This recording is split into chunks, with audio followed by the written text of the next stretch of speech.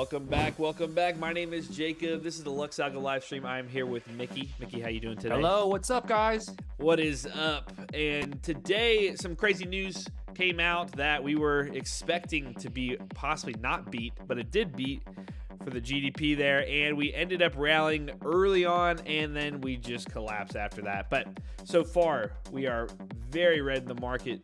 Dow Jones down 100 points, S&P 500 down 30 points, and then NASDAQ down 162 points, hitting new lows once again. Man, let's just hop into the news, though, really quick. Let me make sure I can even get this up for you guys. Sorry about that. Oh, here we go. As you can see here, core durable goods came out at 830 with a beat, right? PCE prices ended up missing barely, but that wasn't as important as the GDP for quarter three. Quarter over quarter, we were up with 4.9% versus predicted of 4.3%. So why aren't we up today? Well, pre-market we had a nice little rally, but I'm assuming it's just interest rates in the fear of them being increased. So as well as jobless claims did miss, but only by 2,000. So it wasn't that much of a change on that. Natural gas came out at 1030. Have a lovely pump on natural gas that I missed a trade because of the trade of 8 being down. But pending home sales was also up this month as well. So decent news come out this morning, but we're still bearish, and that's why you can never fully trust that news to drive it back unless something the overall economy is showing some improvement, which you would think with GDP being increased as much as it did, which is, it's not too much, only 0.6% from last quarter, but I don't know. We're not really fully in control of where the market goes. We just trade alongside it. But Mickey, you got any other news updates you want to talk about? No, I think I truly believe we're in correction territory right now. We just need a reset. Seems to be a pretty easy correction. Nothing too crazy. Hopefully, nothing bigger than that. We want to go even lower. But if we jump back over to the charts, of course, we can now look at. I'm gonna pull up mine at first here. Then Mickey's gonna help us go over some NQ as well. Now we are noticing, if you guys haven't noticed today, these freaking these news articles popping up in the bottom left hand corner, absolutely driving us crazy. Mickey so happened to discover how to get rid of them, and you just right click, go to settings, go to events, and then news notification on chart. I'm going to take off latest too, just in case. But that way it gets rid of that annoying pop-up, unless you like that news. I personally don't. So you can easily get rid of that annoying pop-up there. But starting off, somebody said do gold first, and I honestly want to do gold first because we talked about this. Let's jump over to my single chart here. We talked about this on Tuesday. It was Tuesday. And it had the breakout that we were looking for. Remember, we said watch this bull flag. Watch the bull flag break. We got that bull flag break, and we went up, and we almost retested that high. Obviously, we retraced today, but that bull flag ended up actually acting as a perfect little trade for what we went over on Tuesday. Of course, if you would have taken, that actually confirmed break on the 4-hour and had your stop below the swing low, so far you would have hit roughly around $15 on that, which is a pretty big move. If you're trading one contract on the futures, that would be $1,500 on just one lot. But overall, lovely little setup so far. We're continuing on gold 4-hour to bounce off of this Neo cloud, which is recently has been the talk of one of my favorite strategies that we're also going to go over today here shortly. I wanted to see if I had my daily order blocks up. I should. Yeah, they're up there. So currently, no daily order block on the 4-hour in range other than to the upside above 2K, which is what we said. I have an alert there set for that 2,000 break. I really do think we could get the 2,000 break out of here so long as we hold this bull flag and hold this Neo cloud that we've bounced off already today.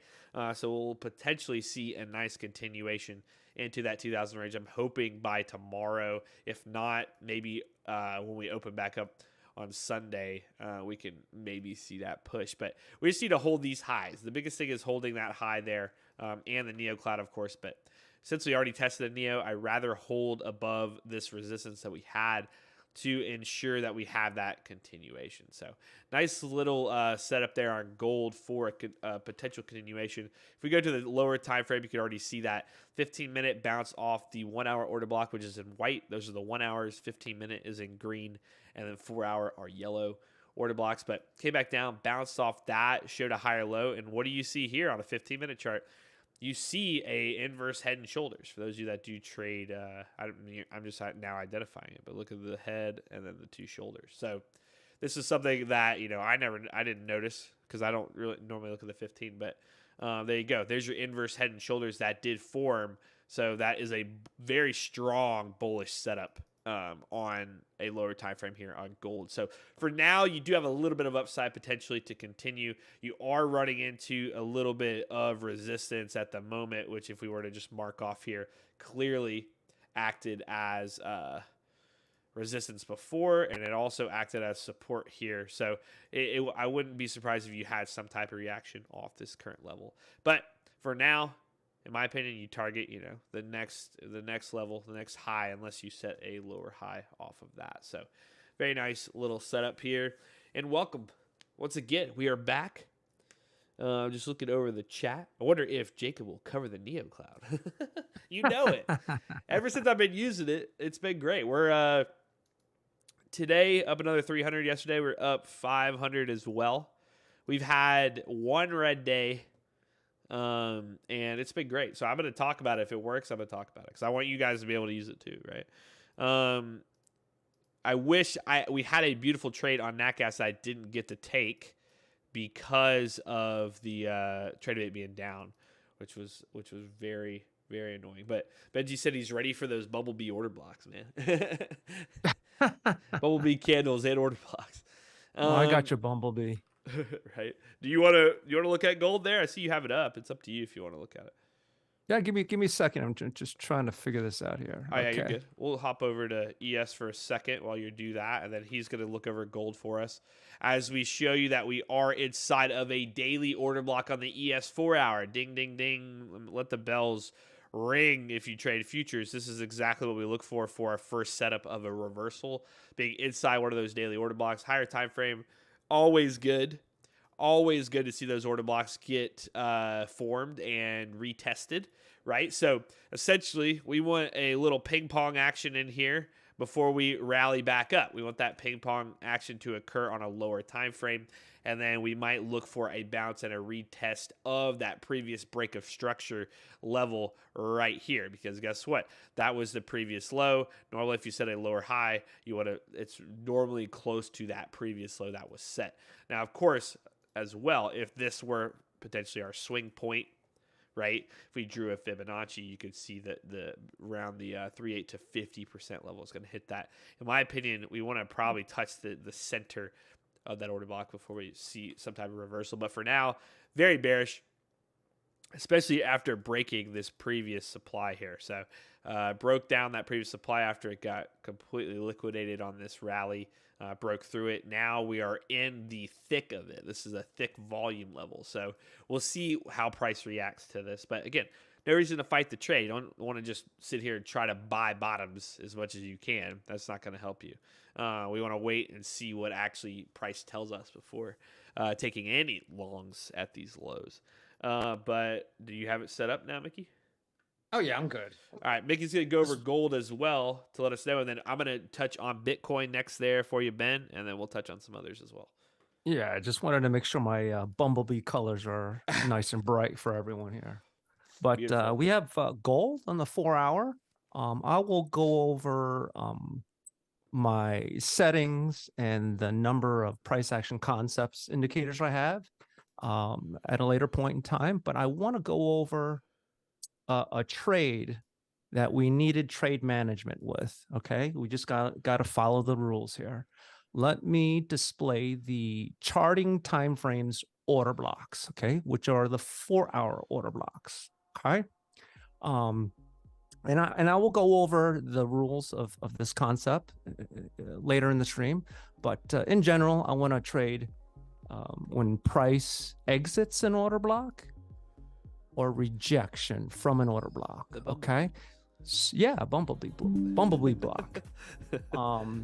I have 4-hour order blocks here, and I also like to overlay a higher time frame order block, such as the daily order blocks, on my 4-hour chart. So here's the daily, right? Let me disable the 4-hour. These are the daily, okay? So the daily looks like it's overlapping the 4-hour order block, okay? 4-hour, the order blocks are the gray tones. So let me turn them both on. Okay, so what is my rule here? Price is exiting an order block. Okay, so there's my setup, right? Let's enlarge this for a little bit. Well, Mickey, it didn't go too far. You're absolutely right, right? But this was the setup you take. Do or die, you take it. And the key to the game is trade management, right? So once this bar breaks to the upside, we bring it down to a lower time frame. My lower time frame is Welcome back, Christina. Minute chart. Let's head over to the 15-minute. Okay, here's the 15-minute. Let me take away those arrows. Okay, here's the 15-minute. Oh, let me draw the box here, because these order blocks have been mitigated on a 15-minute chart. Okay, well, I'll go ahead and explain that mitigation, but for all intents and purposes, I am going to draw the order block, and I'll show you right there, okay? And I have it set to global, so all my drawings will migrate to all my gold charts, okay? So that is the daily order blocks and the 4-hour order blocks. Okay, so here we have it. All right, here's the 15-minute. Here's where it broke out. We're not looking at this breakout, so once the 4-hour chart breaks out, it will be in this area, okay? So how do I enter? I turn on my favorite tool from Price Action Concepts. It is under Style. Here's the inputs. Here's the style. I turn on the highs and lows, the internal highs and lows. I call them pivot fractals, okay? Apex, if you stick around, we could go over that indicator later for you if you want. Okay. Let me disable the watermark here. Okay. I want to see a pivot fractal going to the upside, meaning these fractals. Okay. Market structure going to the upside. This was it. Okay. When this formed, it formed right in this area. It's not going to form at the bar, right? The indicator does not know this is going to be a high or low until market structure completes. So it formed at this area. Okay. What you could do is set a limit order at this order block, or you can enter once the higher low prints and you're breaking out of this higher time frame order block. Let's measure the move. Maximum move.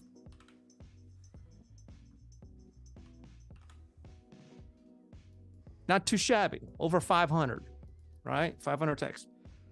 But that's not realistic. 500. Okay, we're not going to catch the top. You know, we are not gods of charts, right? So what is the exit? The exit is when I see an indicator flip against me, okay? Which could be this. When this prints the higher high, a pivot fractal printing against the direction that I'm going. So when did this print? That printed somewhere in there. Okay. Which is approximately the same area that this 15-minute order block printed. That is the clue to get out of Dodge. Okay. Let's measure that. So this is a more realistic trade. Okay. 300. Okay. So this is all about trade management. Usually this concept, you're going to scalp for larger targets.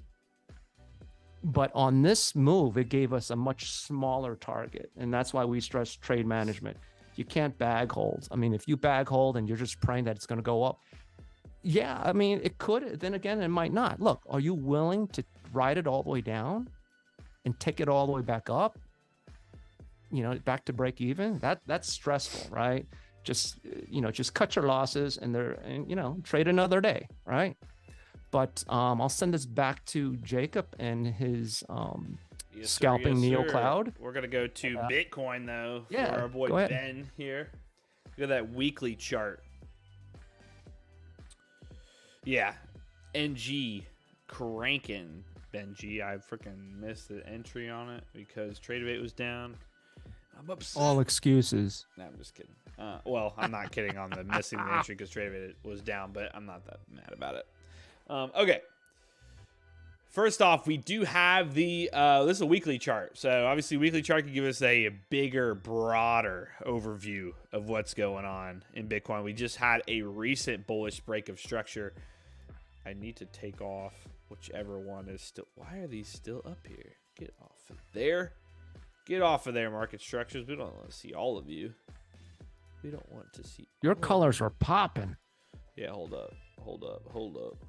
Watch out. Let me see here. I'm gonna save this layout now, so I don't have to worry about this ever again. Hold on. Okay. Boom. Saved it. All right. Bitcoin. I turned on breaker blocks for this specific time frame on the weekly because I don't have weekly order blocks usually up. But we are retesting the last point in which we had that support break. So after we broke this, had that change of character, we had a very bearish few weeks there to go and retest the 20,000 level. Now, we are breaking out of a bearish NeoCloud. We'll see if we get a continuation, but we're retesting a breaker block at this very moment. This is the first time we've retested this breaker block since it broke back in May of 22. So at this current moment, being inside this breaker block, we want to get out of it. So 37K would be that level to look for to get out of that breaker block. It makes very good sense because notice all the volume and support that this was previously. So this technically you could consider was previously demand that now could have turned into supply.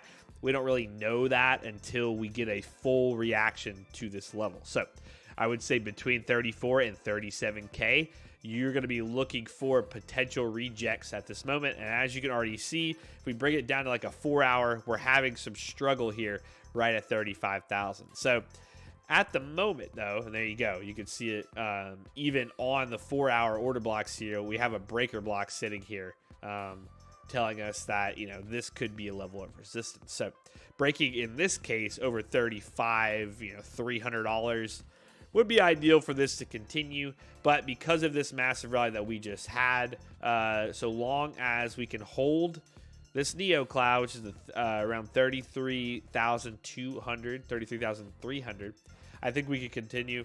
But again, this is a lot of imbalances were formed on this massive move we had. But of course, this is Bitcoin, so Bitcoin tends to move with these massive volume. So this was what's crazy is Signals and Overlays had that 3 AI signal, which is my favorite signal out of all of them, into this massive move that we had earlier. So far, you can notice the candles are still bullish. So as long as this price level holds, I think we could continue. But again, this is Bitcoin. So what's normally going to happen is after these, big spike volume moves, you get a decent amount of consolidation before it decides where it needs to go again. Or if you have, some update on, the current market or whatever, people waiting for the next news to push it even higher. So in this current time, I would say definitely have a potential retrace to like 33K, but we were talking about that weekly time frame. And saying that, this is a pretty key level here. There's a reason this is rejecting. So waiting to see. We got 3 days left on this weekly candle. Let's see how this week closes. And then it could potentially have its next leg up. What is the 3AI signal? 3AI signal is the strongest of signals. Is one of the strongest. There's 4 signals in the AI classifier and the Lux Algo signals and overlays indicator. I have it all of them showing, but I sometimes only do 3 signals, which I can filter by just hitting 3 there, and I would only get 3 signals. But the 3, in my opinion, has occurred more often and also is just a very strong trend continuation signal. So getting that there and it just setting up and going, and if you would have just held through the green candles, you would still be holding, which is pretty insane. So nice little move there that it had off of just that, which is pretty awesome. UNFI, we could potentially look at here in a sec. But let's take it back to, my goodness, nat gas. Still cranking. So today, currently, for those of you that are here for the Neo Cloud strategy, which I know some of you are from the Discord in the futures chat, today we're up to $300 on the challenge account. We are at, as you can see up here, 52,225. So we're about a little less than $800 away from passing the funded challenge. And it has only been, if we look at our performance center here, let's go to the reports actually. I think it's just this month because it hasn't been a few days.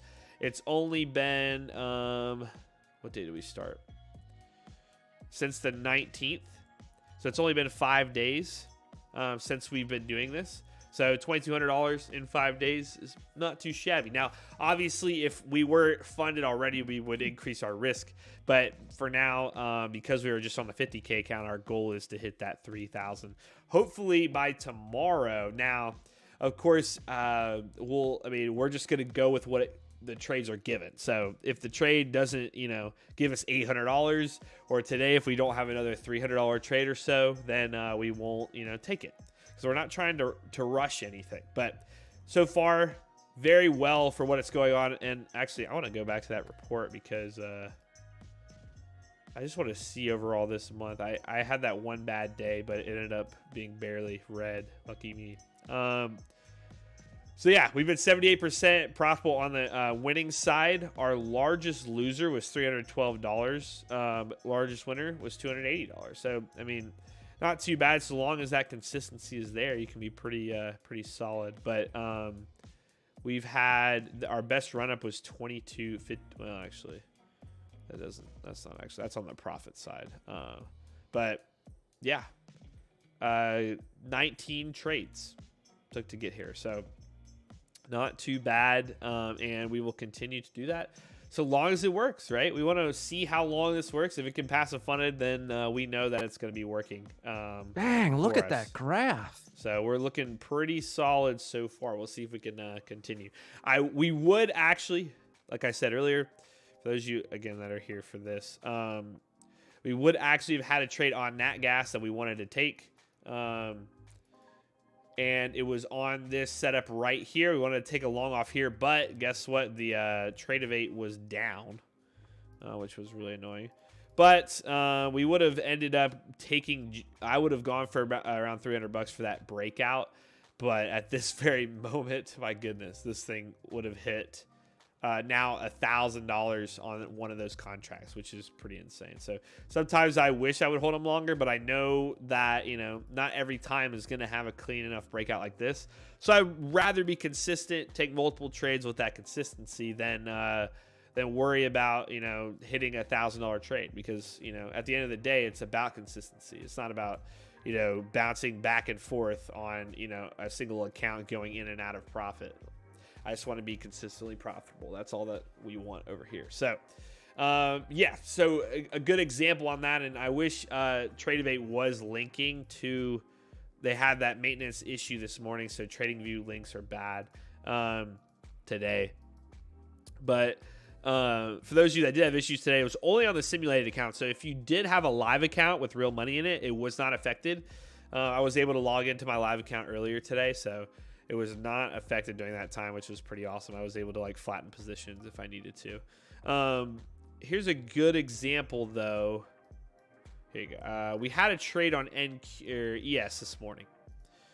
So the strategy, of course, for those of you that are asking and that have wanted me to go over it on stream all week, essentially is we want to see a NeoCloud flip, and then we want to see that NeoCloud get broken, and then we want to trade the candle that closes on the outside of the NeoCloud, depending on what direction. So this would be bearish, right? Now, this is a scalping strategy.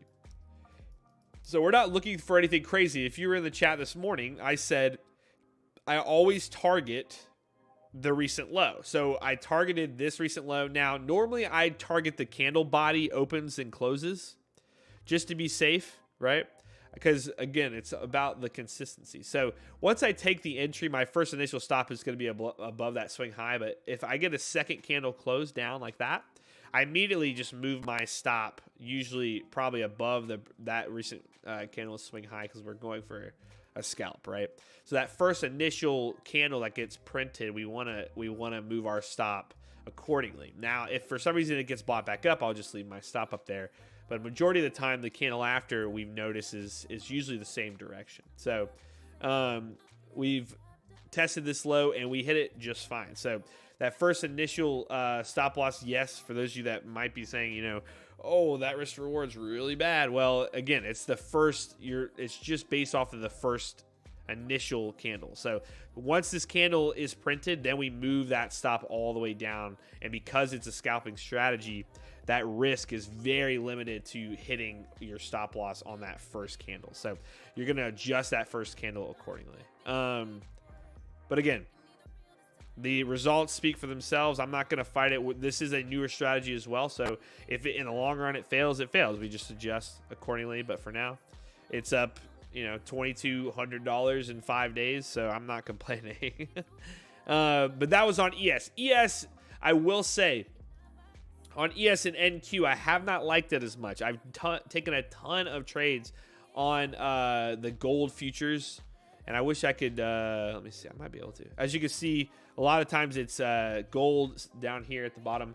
You can see it's CL, CL, gold, CL, CL, CL, nat gas. We had a YM trade. We had CL, CLC. A lot of times it's been on gold or crude oil, because they tend to, I don't know, the strategy works better on this, and it tends to trend better rather than having these volatility spikes, which could really damage, you know, a shorter stop like that. So we might, at the end of this, if we start seeing more failed trades when we get ES and NQ setups, forget it. Like, let's just trade crude oil and gold futures. It doesn't really matter.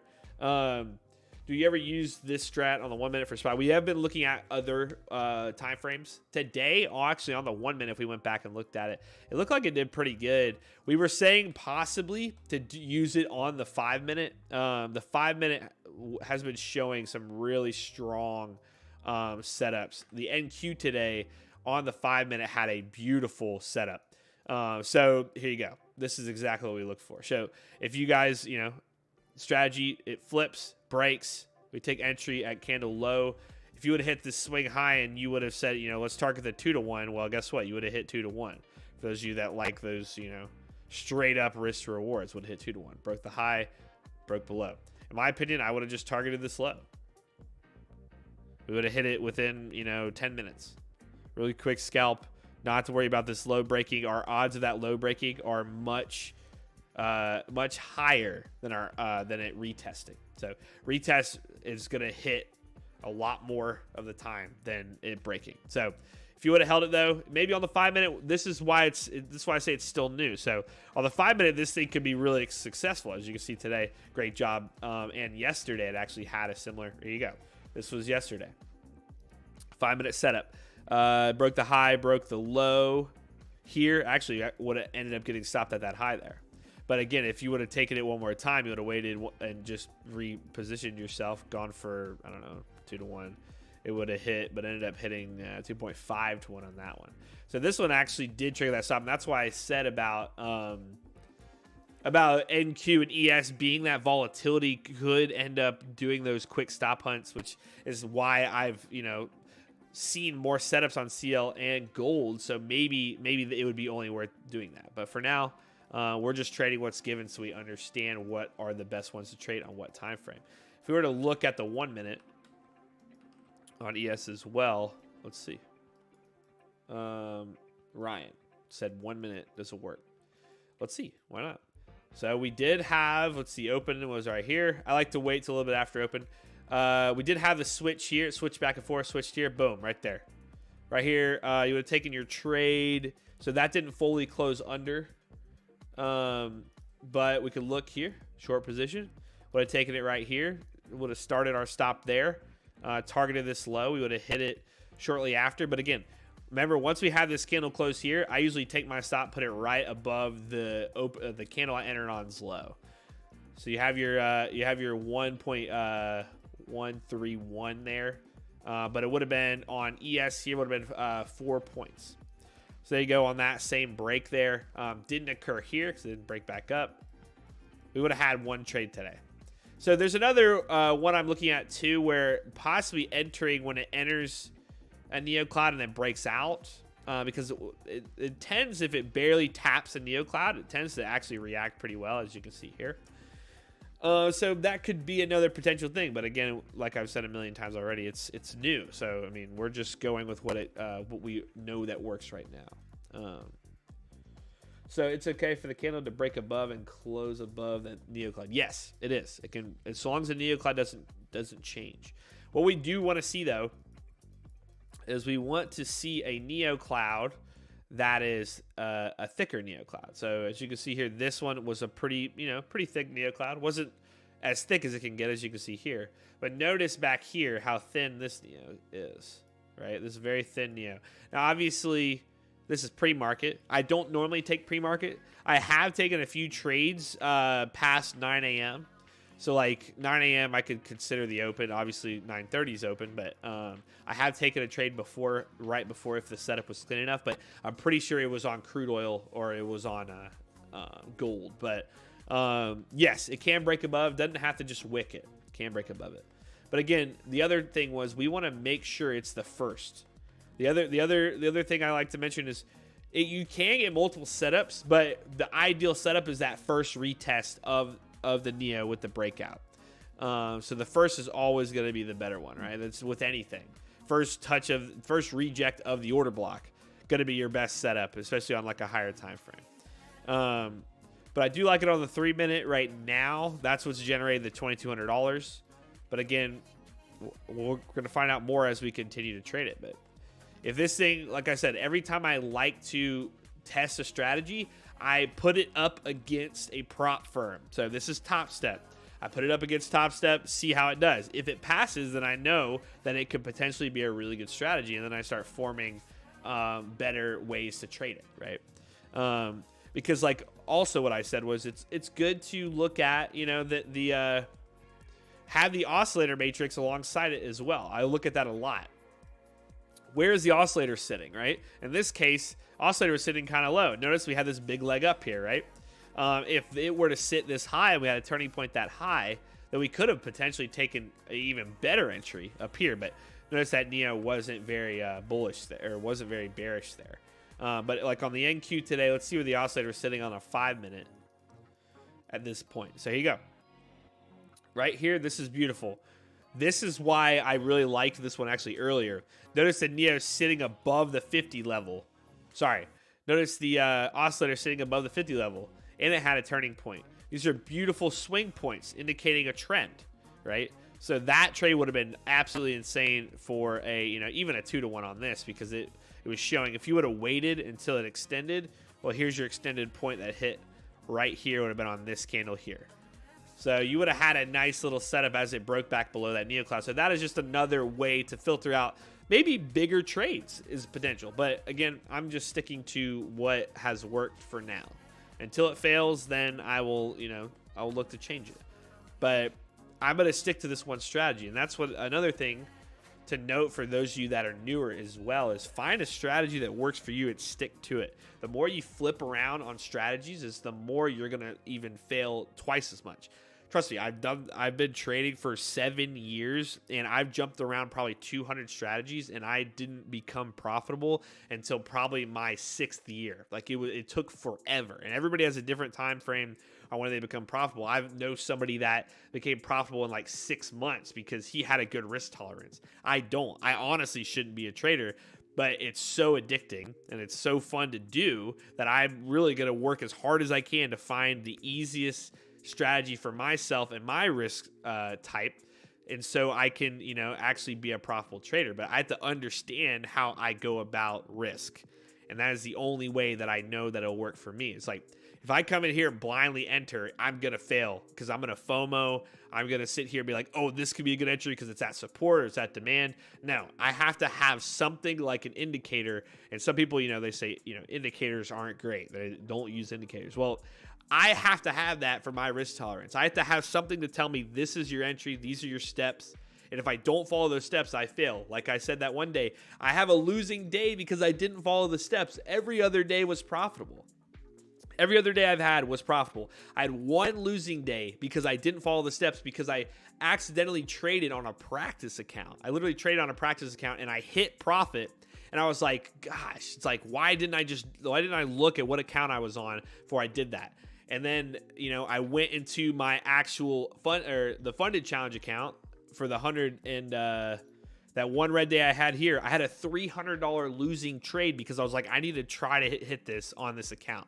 And that's so stupid. Why would I do that? Well, that's what you have to learn about yourself is what is it going to take to prevent you from doing that? And for me, it's having those 3 steps in this strategy. It's breaking that neocloud, making sure it's bearish, having a clean break underneath it. That's your entry. I stick to it and it's worked. And that's it. If I don't stick to that, I know it's not going to work. So for now in this strategy, that's the only way that the strategy works for me. But you need to understand if you keep failing, you keep buying trading accounts or keep buying prop firm accounts, you need to understand your risk.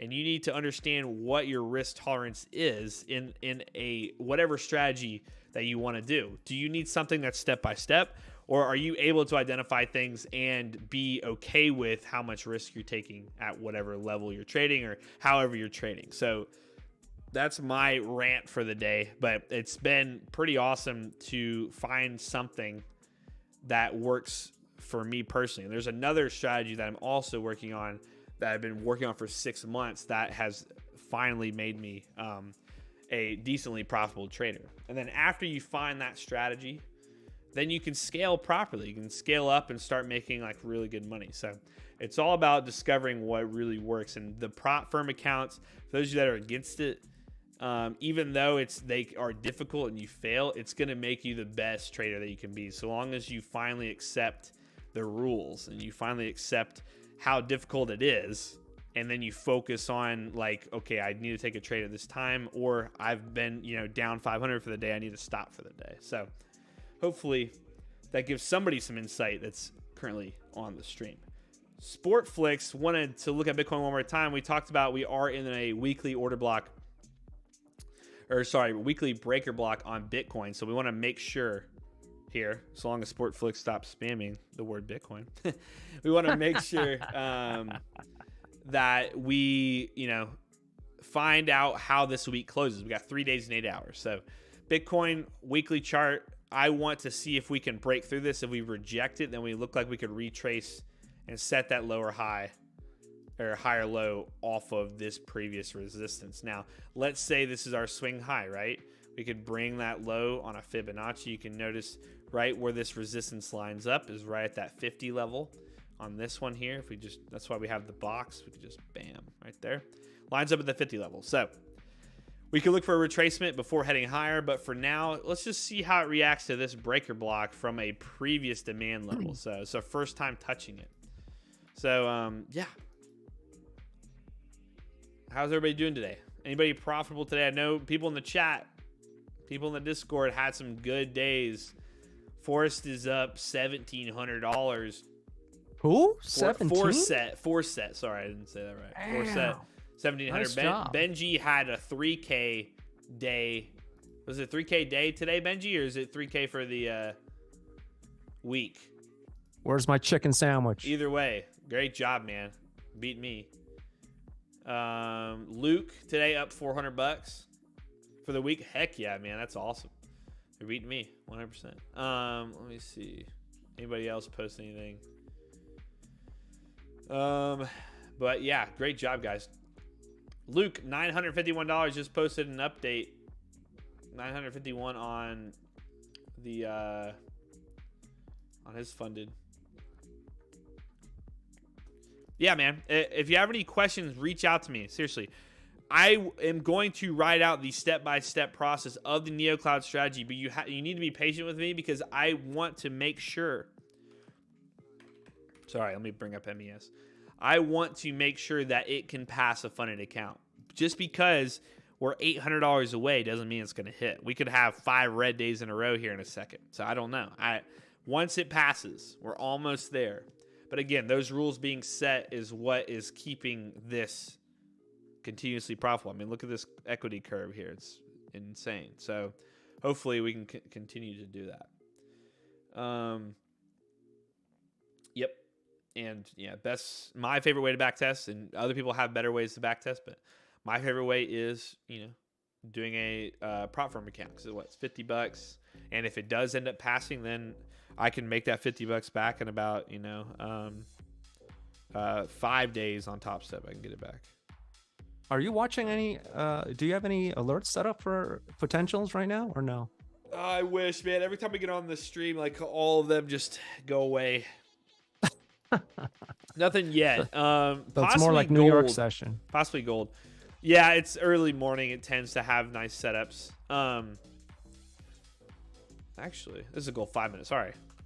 3 minutes. So there you go. Gold 5 minute though. Look at this. Actually had a failed setup on the 5 minute. Another reason why I like the 3 minute. This is the first test here. Right? First breakout test, and then it bounced. But look at this.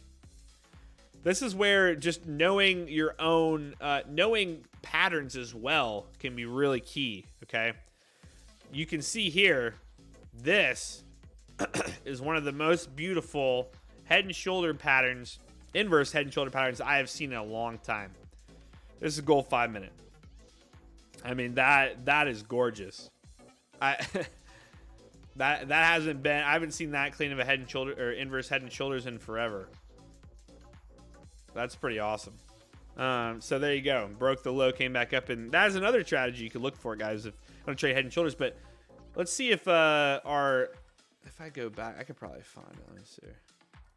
Let's see if I bet you the on the right patterns detection setting, it probably detected it. Let me see. So this actually detected descending wedge before that. Wow. Okay. Let me see here. If I go to a lower time frame or lower setting, it'll probably show up. Let me try 2. That might be too low. That's too low. Let's see.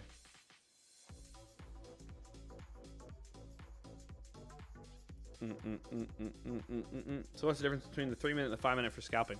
I mean, it just depends. I like the 3 minute, like I said, on gold and on CL there. A lot. NQ, MNQ. It's funny, when I first started trading, a lot of these traders, I used to watch, it was like back in like 2017. I used to watch, I think it was 2016 maybe. I don't know. Whenever Robinhood first came out, was that 2015? I don't remember. Everybody's intrigue probably came from Robinhood for the most part before they came mainstream. But when they first released is when I started trading. But penny stocks, big thing. Options weren't really a thing yet. But the guys that I followed were trading 3 minutes. I was like, okay, 3 minute chart, interesting. But then over the years, I've noticed, it's pretty common. It's 1, 3, 5, 15, 1 hour, 4 hour daily. Can you I'll put him in timeout. Sportflix, if you keep spamming, man, I'm sorry. I'm going to put you in timeout. I'm not going to respond to spam. We'll go back over the NeoCloud strat in a little bit. We just went over it. But for now, nothing currently setting up at the moment. Crude oil did have a nice setup. And another thing I like to say is, like, even when you're trading like a strategy like this, if it makes logical sense of this setting up, you could take the trade. Obviously, your risk is going to be a little higher, so you might want to have, a shorter stop loss, shorter leash on it. But like on this here, like this, ideally, I wouldn't normally take on it on crude oil, but I did think about it just because you had this this lovely candle right here. Can anybody name what this candle is for me? Does anybody know what this candle is right here? I'm gonna highlight it if I can find my drawing tool. If you can, let's see. There you go. We got a nice hammer candle here. So single can, it's just the one. Nice little hammer. So seeing that, that can help. That can really help with identifying trades that might necessarily be anything that you're really wanting to take necessarily. Because notice how skinny or how small the Neo is. It flipped, came retested, but it did have a hammer. So like, in my opinion, like I just said, is if I were to take this trade, and sometimes I will, I'd set my stop really close. Because notice here on this, we would have had a 1 to almost 1.5 risk to reward, which is fine. I mean, we're not risking much. One lot was a $200 risk to make $300. Our daily risk is like $500. I mean, I do between $500 and $1,000, but we haven't necessarily even gotten close to that. So yeah, it's just depending on the situation as well. Ideal setups, we're okay with risking more. We might get a trade here today. We'll see. Volume's dying off a bit, but we shall kind of hang around and look. How many contracts do you take on MES when you're testing? Do you scale in or out of trade? No, I just take straight up trades, honestly.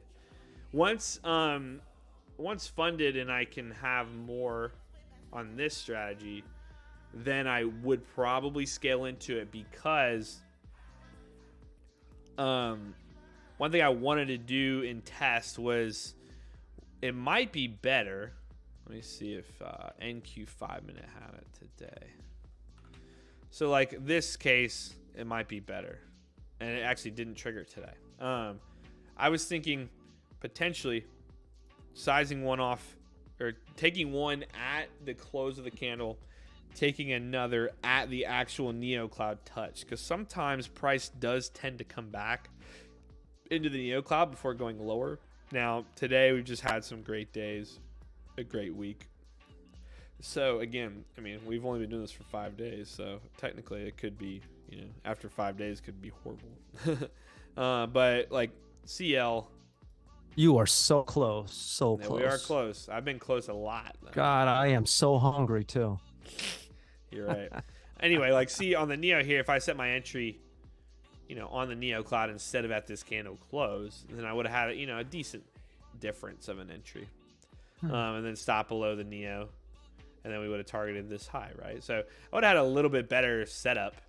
And this is the 5-minute, of course, rather than the 3-minute. Do you trade full mini or micro on NeoCloud demo? I trade, so MES and NQ, because of the volatility, I've been trading 5 micros. CL and gold, because in natural gas, been trading a full mini.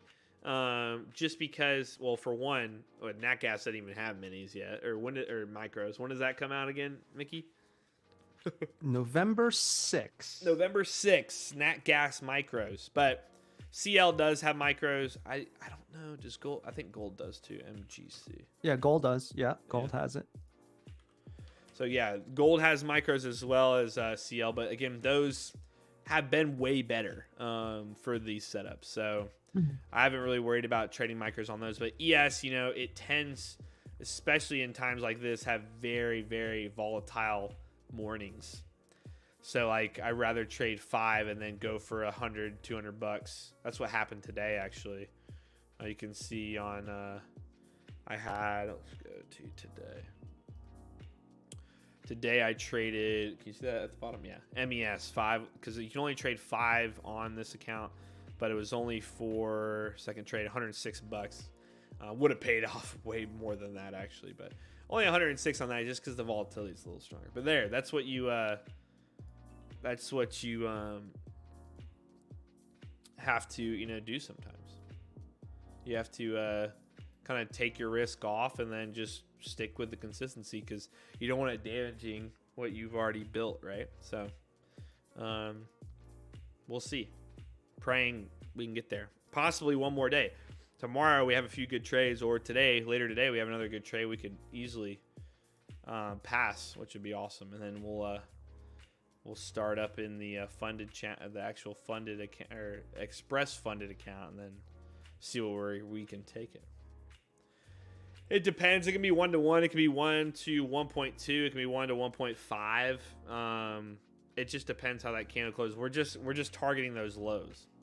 So like today on gold, it was my first trade for the 250. It was on gold. All right. So today on gold, we had a trade. Oh yeah, right here. Perfect. Should just go over it actually. I don't think I went over this trade. All right. Today we had a gold trade. Flipped. First time it broke out was right here. Right? Broke out upside. Huge Neo cloud. Right? Now, after it broke out the Neo cloud, we want to see a clean candle close underneath. We don't want anything that's right at it. Clean candle close. Got it right here on this guy. Right? And so, on that guy, took our short. For now, had our stop below. We had just above the Neo cloud.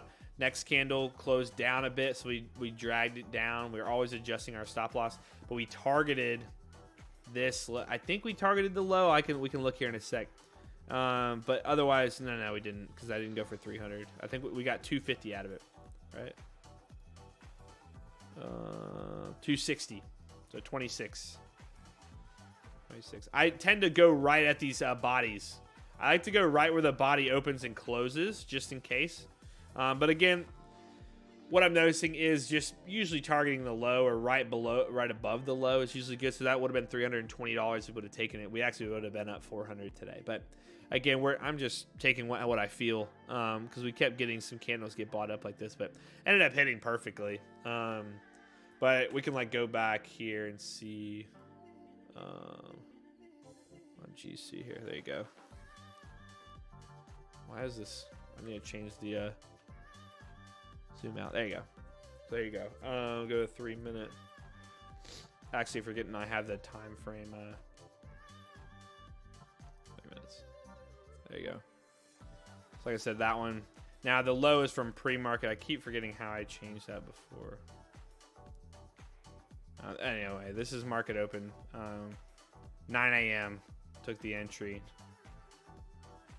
That was 9. I'm Central Time. 9 Central. This is 10 Eastern there. But overall, not too bad. But there's 260 on that move there. So pretty good. Not too shabby. That one was that a little over? Yeah, it might have been a little over 1-to-1. Still cranking on gold though. I do like gold for the long term. That's the other thing I forgot to mention. So like we always, and we're just gonna jump over the intermission, but we always, we talk about news, right? And that's another thing why I do like trading gold, and I do like trading crude oil and nat gas, because if I pull up the news, right? Yesterday what happened? Well, we had crude oil inventories. And what? We were at a positive in our inventory. So that means, the value of price per barrel is going to go down. So yesterday, we knew price more than likely was going to continue lower. So if we had a bearish setup, we were way more confident in that setup. We could have probably sized up. So it's just, knowing the news too can really help. Today, natural gas reported. Where's nat gas? Natural gas, boom. Okay, a little less than expected, right? So what happens to that? It drives the price of natural gas. What happened today? Oh, let's go back to the charts. Look at natural gas right there. Boom, natural gas up 5% today. Why, why am I fighting those numbers? So that's why I'm saying, like, crude oil and nat gas, you can honestly trade them based on the news too. But might as well wait for the setups and trade alongside the news, because I mean, this is the best part about nat gas, and the best part about it, about crude oil, is like when you get those reports each week, like the price is going to react accordingly. Like it just is. Now, obviously, there are times where you can see here on CL, if we did go to the let's go to the 4 hour, and then we had that trade yesterday. So nat gas yesterday. Let me go to the 1 hour actually. Nat gas yesterday. We had the report, right? And it actually rallied a bit at first. We did wait for... Dive in. Let's see. What time did the report come out? Let me double check. Sorry. This is crude oil, by the way, if I said natural gas a few times there. Yesterday, the report came out usually 10:30, right? Yeah. Double checking. 10:30. Yep. Okay. So we had that 10:30 report on crude oil. If we go to 10:30... Eastern, right here, boom. 10:30 reported. So, it's. Sorry, I'm just trying to make sure I have my logic down. They reported at a positive. So value should have what? It should have gone down. Well, guess what? Well, let's look back at the daily. Where is it on a daily chart this week? Or we can even look at the weekly this week. Before yesterday even happened, it was already down a full, 7%. It hit a low of 7%. Yesterday, I think it was around 6%. So for that week, it was already down. So people were it was already priced in on that news. But, when we go into those lower time frames, if we look at yesterday... Let me look at Wednesday. Let's see right here. Report came in. It's Tuesday. Tuesday we had that trade there. That was a lovely trade.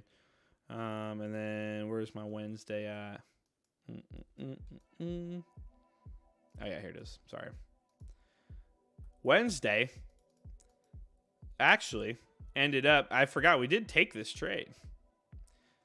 The report came out at 10:30, right? Came out at 10:30 right here. NeoCloud was bearish. So we said, you know what? Let's, take the trade because the report was reporting that price should be lower. So we had actually ended up taking a trade right here, and it did hit, and that's why I say you target those lows. But this bounce indicated that price was already put into the market before the report even came out. But even with the report being bearish at that moment, and NeoCloud was bearish, was ideal for the setup, which was what I was trying to get at with nat gas today. It was the report overall drove what this should have done. Crude oil yesterday obviously was already down for the week. If nat gas today, I mean this thing was already cranking, but nat gas yesterday was still down from last week, right? It was down here. Today we're up 17 cents. So we had a very nice little move from the $3. Today we were up, we're open around $3. So we were still down from last week. So if that report was good, if it was a good report, or honestly not a good report, if there was a demand for them, price was going to go up, right? But knowing where I'm at on a weekly or a daily chart can really indicate on where, nat gas or crude oil might head for that day. So, sorry, that was a little bit of a twist there. For those of you that might have been new, I was all around the map. PCE news, yes. That's what we didn't go over either. Let's go back to the news. Talk about some PCE. PCP. Holding it down. Sorry, let me pull up this. All right. Yes, tomorrow. Forgot to go over the news for later this week, so you guys know. And then I'm gonna take a breather, and Mickey's gonna go over some charts that he wants to go over. Is there anything you do want to go over? No, we're gonna go to school a little bit here. Go to more schooling. Yeah. If there's anything you guys do want to look at here in a little bit, we will post it in there. If there's anything specifically, it didn't even have to be a chart. If you guys want us to talk about something, or you want to, like, I don't know, watch a YouTube video, I don't even care. You just tell me what you want would make your day that much better, and I'm happy to do it as long as it's not too crazy. Anyway, yeah, Edward, we can look at Alphabet again for sure. Course PCE price index comes out 8:30, hour before market open tomorrow. So know that, keep it in your brain, burn it in it, or just go to investing.com every day before market opens. Make sure you know what news is coming out that day. PCE tomorrow projected a beat from last month. We'll see, at a bottom, at a new low, maybe we do get a nice bounce. Could get a nice bounce if we get a good beat.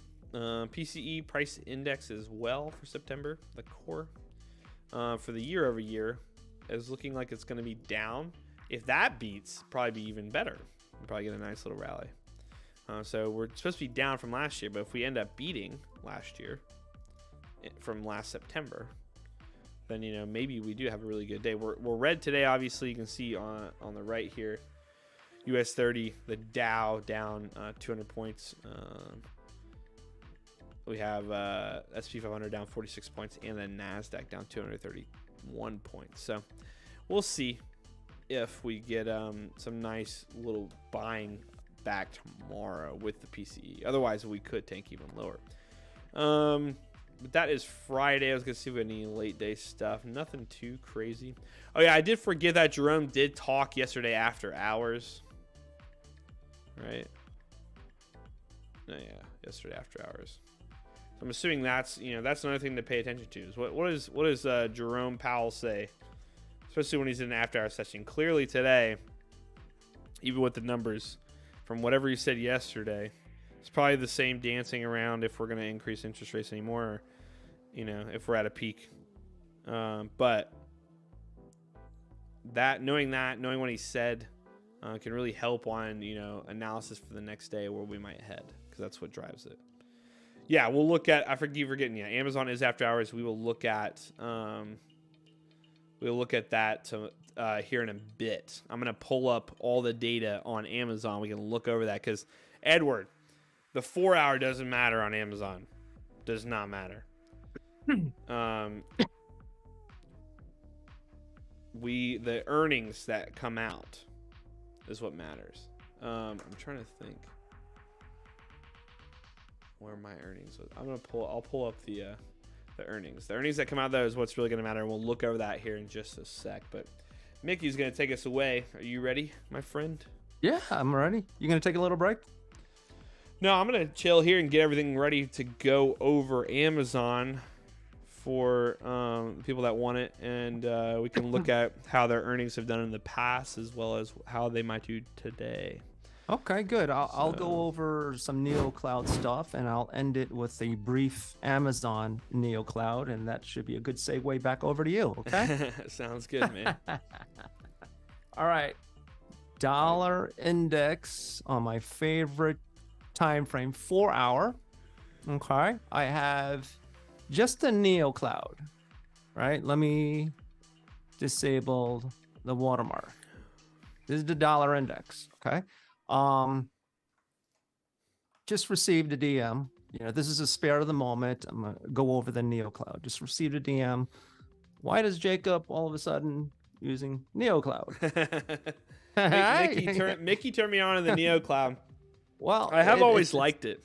Yeah, it's not me. It's not anyone else. It's always been there, right? Real quick, yeah, it has always been there. It actually has been there almost since the beginning. No, it was one of almost day one. Almost day one. It was one of the first trend following tools on signals and overlays. What I like to do, and for a while at night, sometimes I'll hop on my computer and I'll just go through all Lux Algo settings, and I'll you too? Yeah, I'll just go through all of the Lux Algo features, and I'll be like, okay, Yep. how can I create a strategy that might work?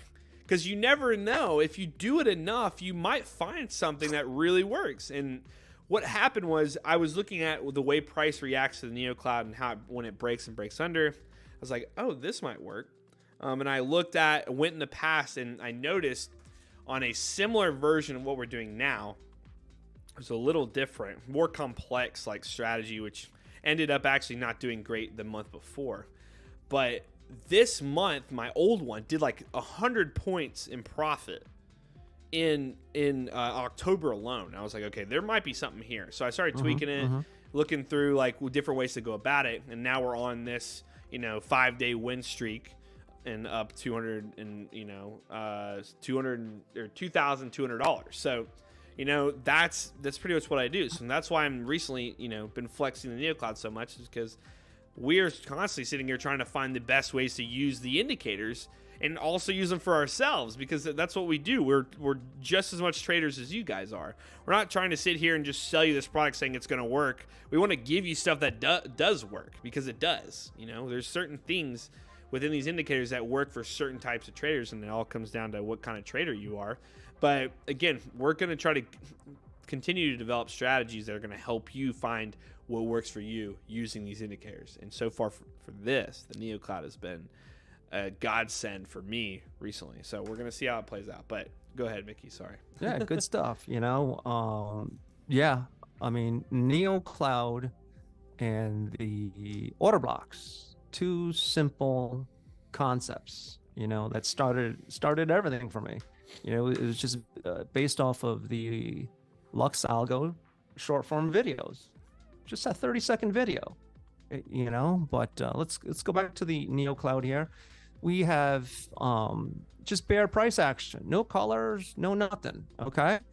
Now, the reason why we love NeoCloud is the way it trends and the way it tells the story, right? If you zoom out, right?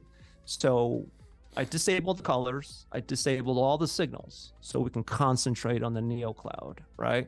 This is 4 hour. I demonstrated this, I think, a couple weeks ago, but we have some new viewers and new members that don't know about this exercise, okay? We are going to zoom out, right? Luke's watching zoom out. You. Be careful. What was that? Said Luke's watching you now. Be Luke, careful. Yeah, Luke. Yeah, I got him. Hold on. We are going to zoom out year to date. Okay. Year to date on all the symbols, assets that I watch. So we're not going to cherry pick dollar, ES, gold, euro, USD, whatever, right? The main symbols in its own asset class, right? So now take a look. This is year to date. Take a look at the NeoCloud.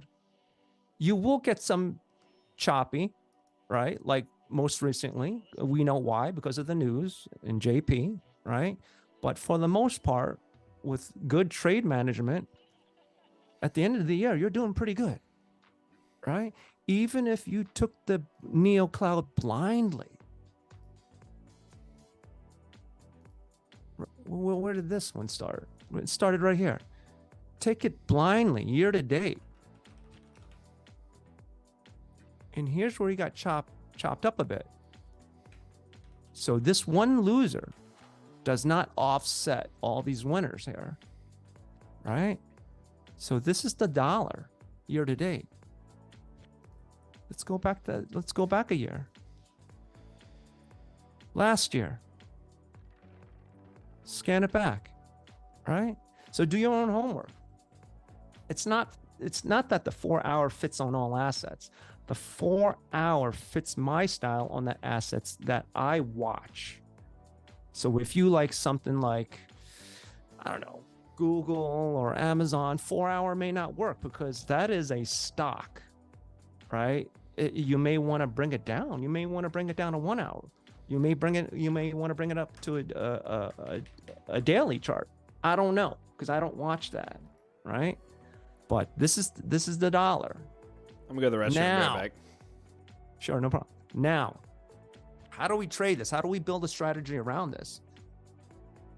Signals and overlays. Let's head over to the settings, right? Let's turn on the coloring.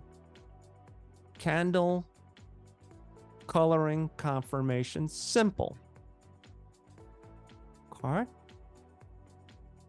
Now let's turn on some signals. I won't overcomplicate things with optimal sensitivity, right? But for this exercise, let's just use autopilot. Long term, I'm going to turn on signal mode, confirmation exits.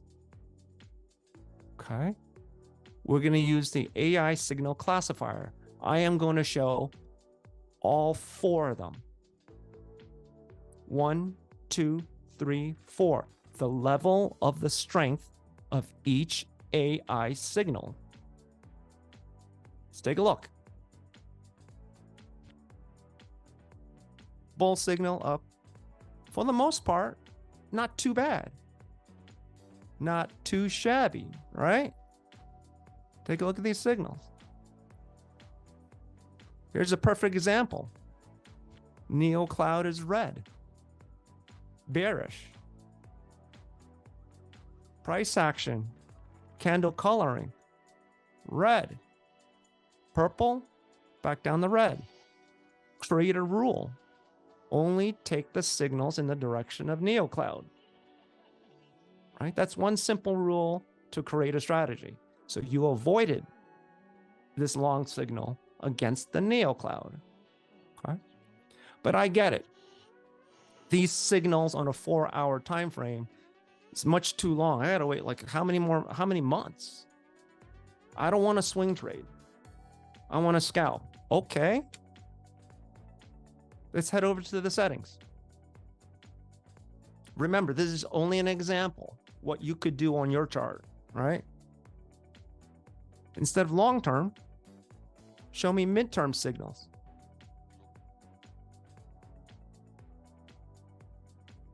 Okay, let's create a rule. Only take the signals in the direction of the Neo cloud.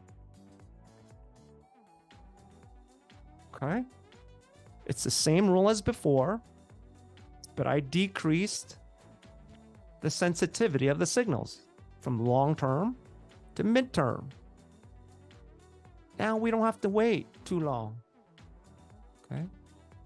No, this one. Up, up, up. When you get into a trend change, that's when you need to have trade management. You need to be on your game. We always stress trade management comes first. Limit your losses, right? Your wins will come later at a later point. All right. Let's take a look at a different asset. We'll do the same exercise. Euro USD.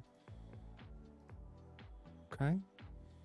Let's focus back onto the Neo cloud. I'm going to take away most of the signals, right? This is why Jacob loves the Neo cloud, right? I love it. I love it. Let's zoom out. Go back year to date. Look at that. With trade management, you can actually trade off of this high tire frame. Trail stop the sucker, right? Jacob's eating a chicken dinner every day. Whoa. Actually, yeah, zoom in on the first time it broke on the recent, like it's been in a downtrend forever. Go back up when it broke red there. Yeah, up there. Oh, this one there? Yeah. Zoom in there. Let's look. See if my strategy currently works on there too. There you go. Even if you didn't take that, you took the next one and even wouldn't have played out. Boom. Tapped, it broke through that high, see it closed below, and then it kept going. Did it there again. Kept going. You know? It's just, yeah. You could use Jacob's strategy, swing trading. For those of you who have full-time jobs, take your trade, work the whole week, right? Get your alerts set up. You're good to go. There's no reason to quit your full-time job, right? Don't put unnecessary pressure on yourself, right? So this is let's go back year to date. I'm not. Here we go. What's the year to date? Can't you hit There's one year to Y date. at the bottom there, or YTD at the bottom left? Oh, okay, right there. Click that Okay. and see what happens. Should pop up. Yeah. Well, I don't want to mess up my chart. No, it should. It should just All right. rescale you to that. All right, there you go. Year What is that? Okay. Wait, is that right? No, it doesn't look right. No. See, I told you. I messed you up. You're way ahead. What the heck? No, it's switched back to daily. Oh, gotcha. Sorry. There you go. My bad. But we'll go to year to date. We'll go last year too, right? 03. There's last year. Oh man, look at that. All right. Let's go the year before. I don't care. Neo Cloud keeps you safe year after year. Okay. Let's check out another asset. USDJPY. Look over Amazon too for you. Okay. Let's go to year to date. There's year to date. Damn, that's beautiful, right? With a trailing stop, if you took Neo Cloud signals entry and use a trailing stop, a simple strategy, a mindless strategy, you're good at the end of the year. Okay. We'll go next year. Well, the year before. Same thing. All right. Take a look at that. All right. Let's take a look at ES. All right. Where's my ES? Real quick, I'm going to just pop over my chart real quick because Jack said it might be a 3-minute setup. So I'm going to show you why it isn't at the moment. I'm going to do just 2 seconds. So it flipped, but we already broke it. Okay. So this would need to flip back bearish, and then we could do it. But it already Thanks, broke. Jack. We want to probably wait until because you can already see it's selling off. So we want to wait until we get a clean, or a first break. Usually is what I like to trade. It's the very first one. But yeah, go ahead, Mickey. No. Same example. This is the ES. ES mini futures. Here's year to date. Neo Cloud, same story. For the most part, with trade management, you're good. Okay. Scan it back, visually back test it. Okay. NQ should be the same. Okay. There's NQ. Not too shabby. Why don't we look at a stock? What was it? Was it Amazon that you're gonna go to? Let's go to Amazon. Yeah, we're gonna go over Amazon earnings. All right. Let me show Amazon on Neo. Hold on. Where's my Amazon? Amazon. Now, stocks, I actually like, I think daily. No. It's either 1 hour or daily. I forget. Let me try 1 hour. Not too shabby, right? Let's go with the daily. All right. So depending on your favorite symbol you watch with the Neo Cloud, find that sweet spot in the time frame. My sweet spot is the 4 hour on the symbols I watch. I don't watch stocks, so I haven't figured out the sweet spot on stocks. With stocks, like Jacob says, it's all about earnings, right? And fundamentals. Maybe that means a lower time frame. Maybe a 2 hour. We haven't spoken about a 2 hour much. Let's scan it. 2 hours, not too shabby. All right. Take a look at that. Okay. So that is why we love the Neo Cloud. Okay. Jacob, you want to go over your Amazon? Yes, sir. Let's go over some Amazon here, guys. Let's jump back over to. Actually, you know what? Sorry. I'm going to hit you with the transition one more time there. And let's hit into Amazon earnings coming out after hours today, right? Yes, I think. Yeah. Oh, no, it's right here. October 26th. Sorry. Period ending September. Okay. Amazon first, and then we can go over Alphabet there as well. Amazon first. We are forecasted 582 EPS. As we can see, if we go back to October of 22, we can go back to the past two. We were projected 22. We beat 28, got beat. Go back to October. What we need to make sure we look at the history, guys. History is key for these companies because you want to see it, increasing in value. You want to see how they do each quarter because usually, depending on what kind of company they are, you're going to see quarters that are repetitively misses and repetitively beats. And then if you get something opposite of that, it can always be even better. As you can see in 21, though, we did have a loss on the EPS, but the EPS changed quite a bit from back in 21 here. 22 in October, massive beat.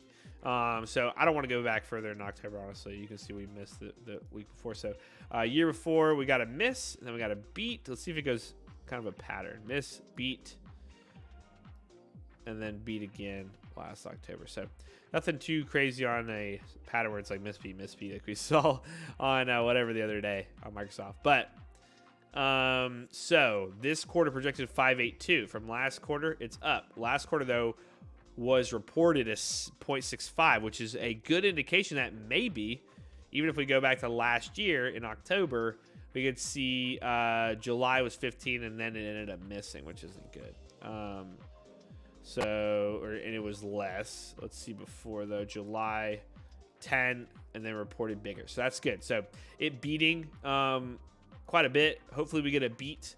Revenue looks like it just hit to key last quarter, which is pretty good, right on the money for that. So going now, what I do next when you're analyzing. Jack said, every time Mickey says not too shabby, I hear the Hana Kua song in my head, or however you say that. What even is that song? You know what that song is?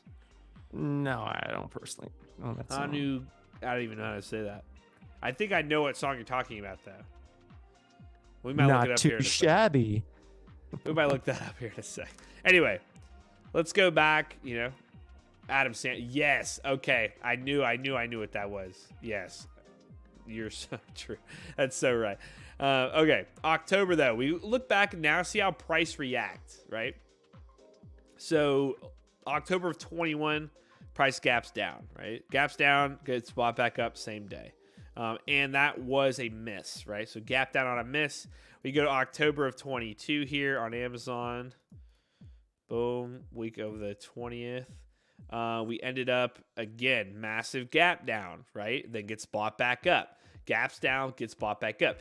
If that is a pattern throughout October, what we could see is potentially on Amazon, if you wanted, you could YOLO, shorts tonight, but that's a YOLO, right? In my case, I would say screw that. If we see a pattern of it gaps down, gets bought up that day, because look, let's see, bought up this day, goes up 6% after a gap down 13%. So if it gets bought up if we know that it normally gets bought up after it gaps down, if we see a gap down today, we're going to look here again what happened. This was last year. So if we see a gap down tonight, which is indicating that it tends to gap down, tomorrow we might look for longs to regain some of that price back. So that could be a pattern that we like to watch. Let's go back to, did I look at 20? Let me see here. 2020. October. Did I look at that? We did, right? So here you go. Reports, gaps down. This one actually didn't gap down much and ended up selling off. But recently, it didn't gap down that much. So if you have a big gap down, you might want to look for a bounce back. Mickey reviews his chicken sandwich biscuit dinner. Not too shabby. We should just have chicken biscuit reviews with Mickey. Just every once or twice a week on stream, he'll do that chicken that chicken sandwich test that went viral. Like all the places started doing the spicy chicken sandwich or whatever, and like that'd be awesome. That'd be awesome. Just bring on a new chicken sandwich and we'll review it. Oh, they need to sponsor us first, right? Anyway, today, we're down this week pretty aggressively on Amazon. So, like, I will say we get a beat. Let's go back. If you get a beat, more than likely you probably would see price kind of come back.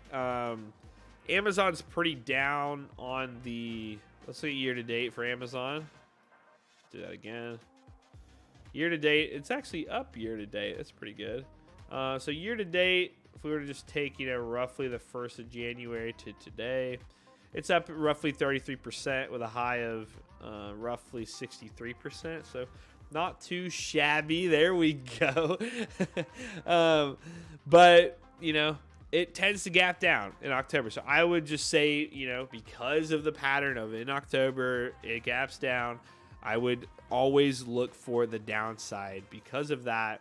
Then tomorrow, because if it gaps down, 5-10%, then tomorrow you could just trade off of that and then maybe long. So new word, not too shabby. But here we go. Jumping back into the lower time frame charts here. Let's see. I mean, I will say that recently has been fantastic trends, intraday trends.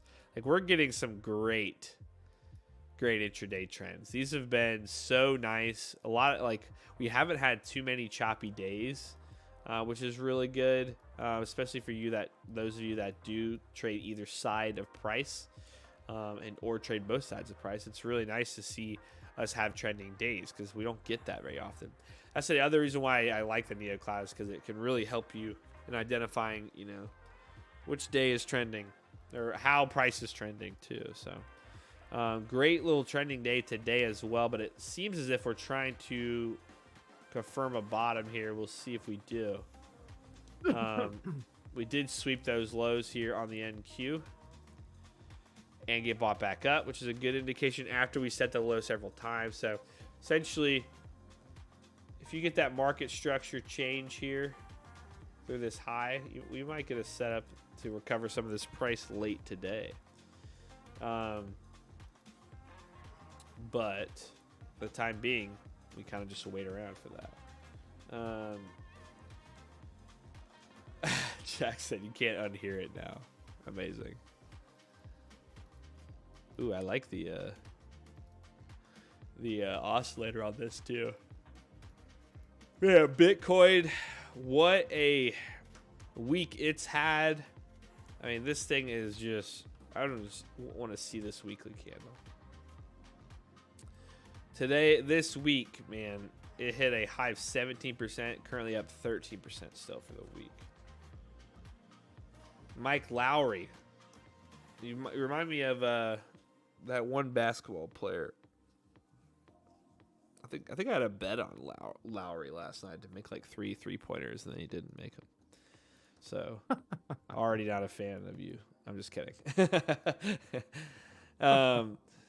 But welcome to the stream. I appreciate you being a first-time viewer. And what would you like to look at, Mike? It would be awesome to look at something maybe you would want to see. Our best prediction of the week. And again, these are predictions, my friends. These are predictions. Was the bull flag break on the 4-hour gold? And we sure got it. Again, Mickey, I need a replay mode to go back on stream. I actually do. If gold hits 2K, I'm definitely making a reel on this. I'll tell you that. If gold hits 2K, which it definitely looks like it wants to. Look at that 4-hour move there. It already set up. We were targeting the breakout of this. We got it yesterday, and now we're currently trending even higher. Target is that 2K break. You best believe we'd be making a video on that once if it does hit. But great job if you're inside that trade already. And you got an eye for bull flags, huh? I love me some bull flags. I mean, honestly, I will say my favorite are bear flags, but bull flag just as good.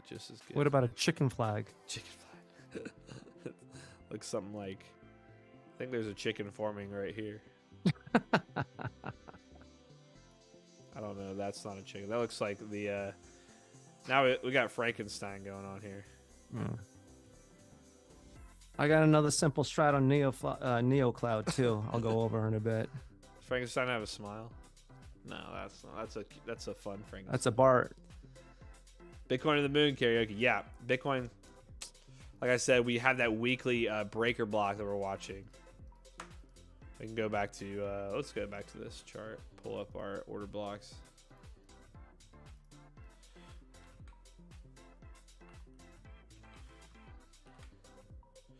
We can go over Alphabet again, yeah.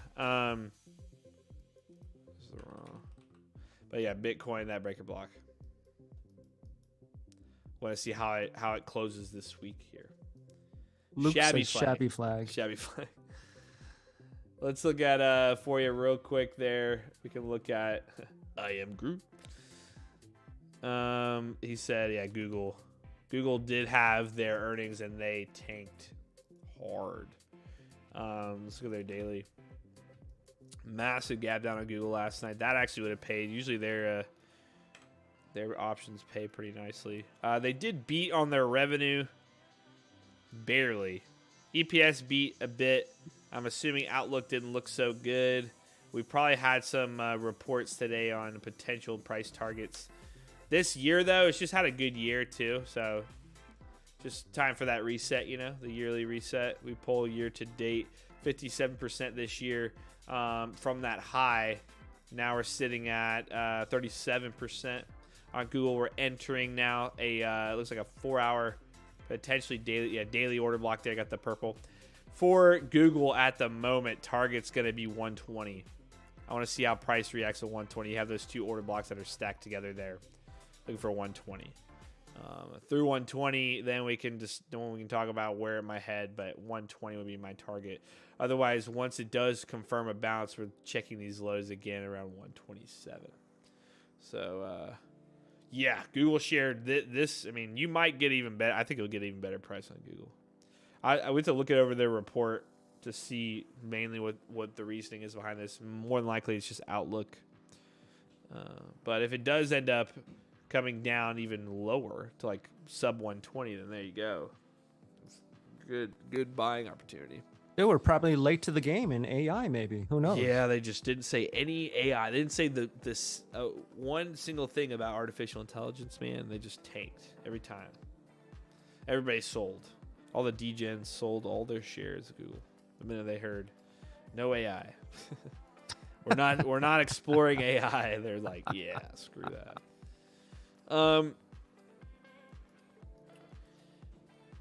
Let's see. Microsoft has Bing AI.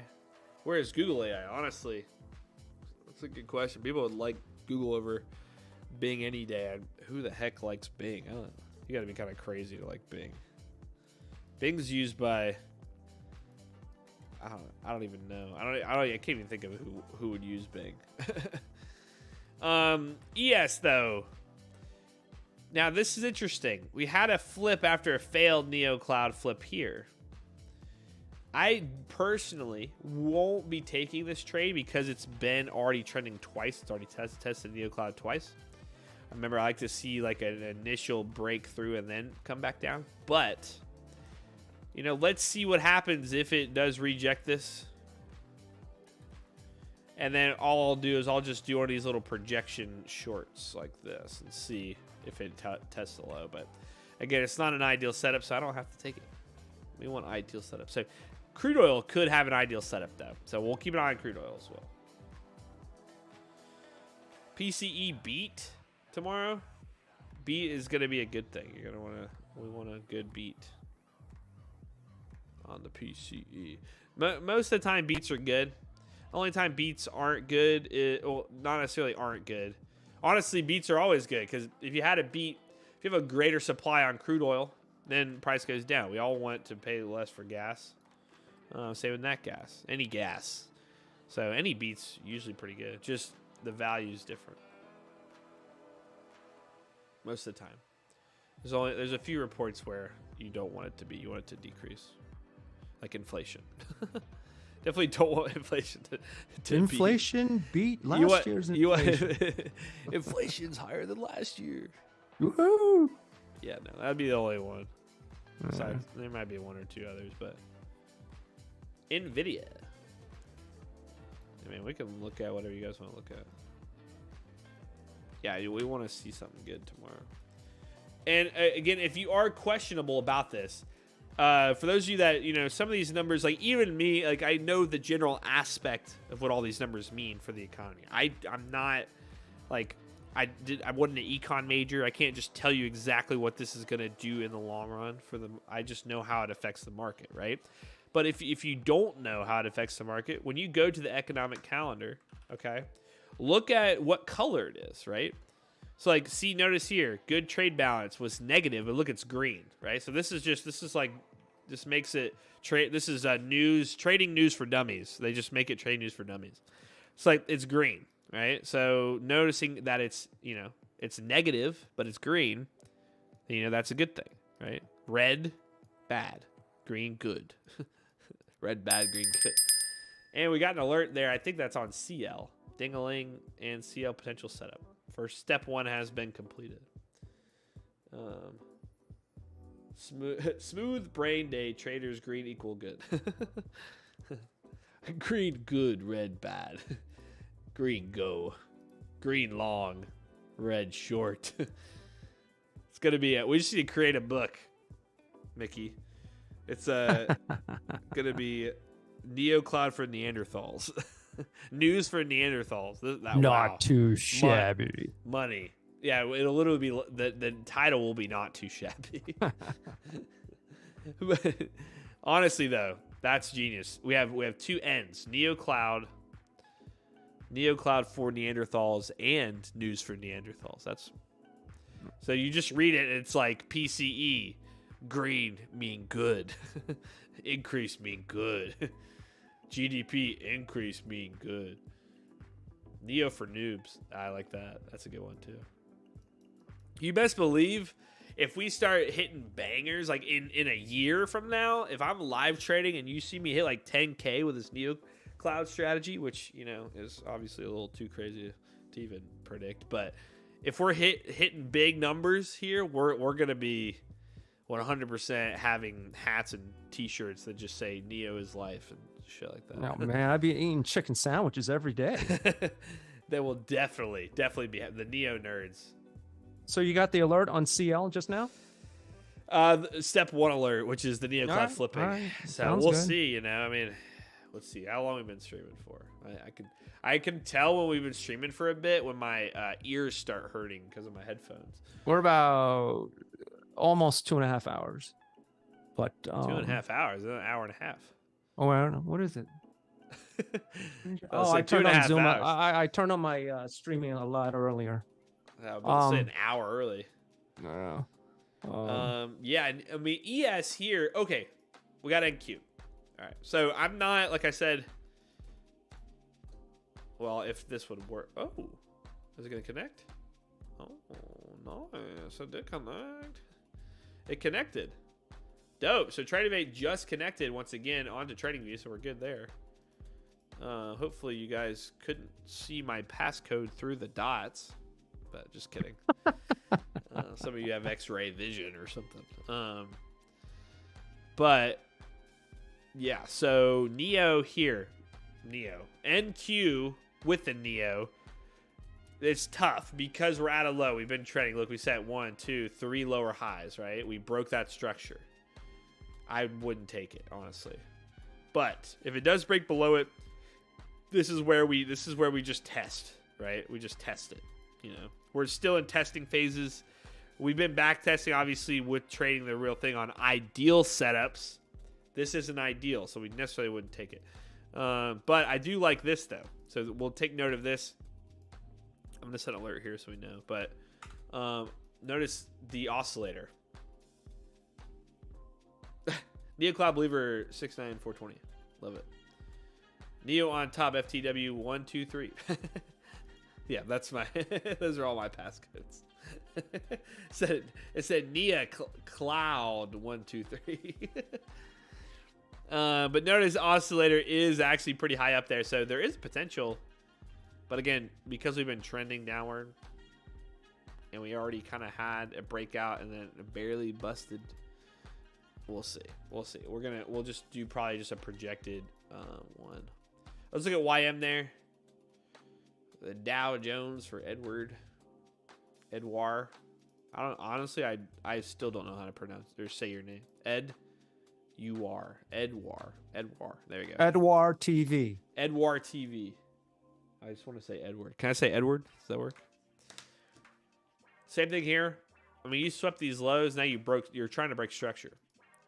So understanding, price action is good too. If we were to pull up, our actual price action here, if that breaks out on the YM, I rather look long. Neo situation here. Actually, this would be the first test, but I don't like that we're at new lows either. So it doesn't, being this extended doesn't really help on a higher time frame. But we'll see. Crude oil though, look at this. Why do I like crude oil? Well, crude oil flipped here. Now it just recently flipped. And look, there's another low down here, right? Another low down here. So it's like there is room for this that we've seen today already, early pre-market. That's, tested. So, we'll see if we get something. That's a little bit more ideal of a setup. But let's see on NQ. You might as well, if it does break down, look at it as we continue to learn.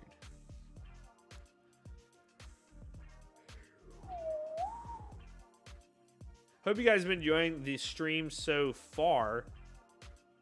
Since we're kind of just waiting, is there anything specific in the stream that you would like, a segment or like something that you would like that would be entertaining? Like it can literally be anything. Like if you have suggestions, you can either put it in the chat right now, or you can also just DM me in the Discord. That works too. But it'd be cool. We would love to just make this as entertaining as possible for you guys.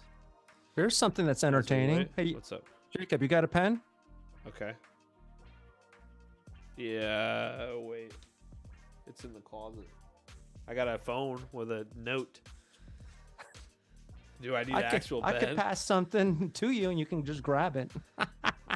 Yeah, throw it through the computer, man. But yeah. Now I want chicken.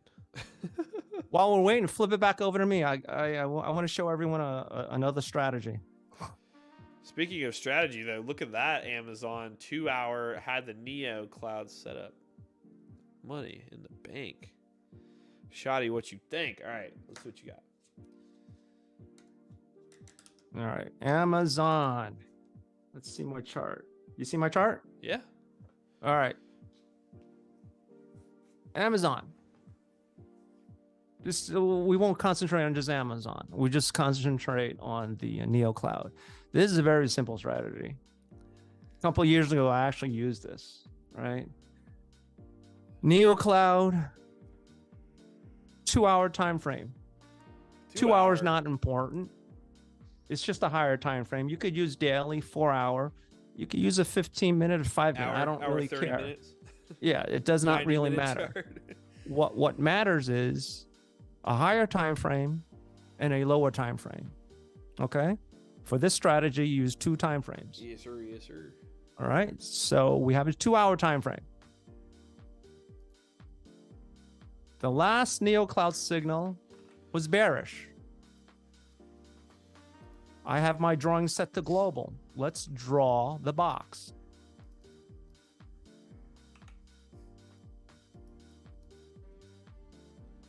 Okay. There's my Neo cloud. We're going to go down to a lower time frame now. And we're going to trade this box. Since everyone loves lower time frame, I'll bring it down to the 5-minute. Okay. Let's go back to the beginning of the box. Okay. Box. This is where the higher time frame fired off. What's in the box? The bearish Neo cloud. This is a very simple strategy. On a higher time frame, bearish Neo cloud. On the lower time frame, only take the Neo cloud bearish. Disregard the bull Neo cloud. The bull. Use trade management. Not all of them are going to be winners, right? But if you use trade management, you're going to win. First trade, winner. Second trade. Wiener. What's your rule? Are you going to blindly take the Neo, or are you going to wait for the candle coloring? I don't know. Let's just say this is a loser. Winner. Okay. Simple. Very simple. Let's go back to the higher time frame. Let's draw, look at this. On this 2-hour bullish neo, we can honestly say this is choppy, right? All right, let's see what we got. Let's color this.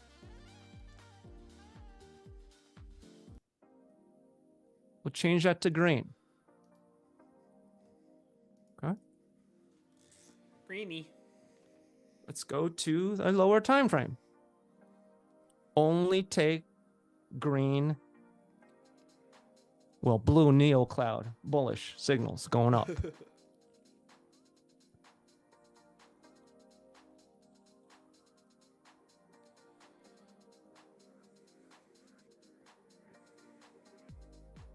Okay. With trade management, maybe with some other rules, not too shabby. Only look for bull neo cloud. Okay. Not That's too it. shabby. That's it. All right. Let's take a look at a different signal. Let's go to my favorite dollar. But real quick, live on ES. Go ahead. I'm gonna flip back over to you in 2 seconds. Okay, what's happening? We're rejecting a very big fair value gap at this very moment, and the trend tracer. Right? Guess what? Guess what else? We are also rejecting the same lows as before. So if you want to gap, if you want to just take this low area here, almost fully inside of that, which is also if we were to just mark the middle of this fair value gap, boom, rejecting that as well. So pay attention. You could actually have a trade set up here. This is intriguing me to potentially take, if the neo breaks to the downside, a trade. But there you go. See how it sets up. Mickey, take us away. Oh, okay. All right. Dollar index. Another example, we'll just go down to a 1 hour, right? The higher time frame, it does not matter. Just use what, according to your style and risk tolerance. Here's a 1 hour. All right, let's draw the box around the latest one. All right, let's go down to a lower time frame. Here's a 5 minute. I don't know. Let's go to Jake. Let's go to 3 minute. Jacob's 3 minutes. Hey, I don't know what it shows like. I don't know. Neo right? 3 minute. They're just best friends. There you go. Okay. Take your bull neo clouds. Okay. You're just concentrating on one feature of an indicator. Higher time frame, you work down to a lower time frame. Just that one indicator. That is the start. That is the skeleton of your strategy, and you can build around that. All right. Let's try a different symbol. EU. Okay. EU in a 1 hour. Draw the box.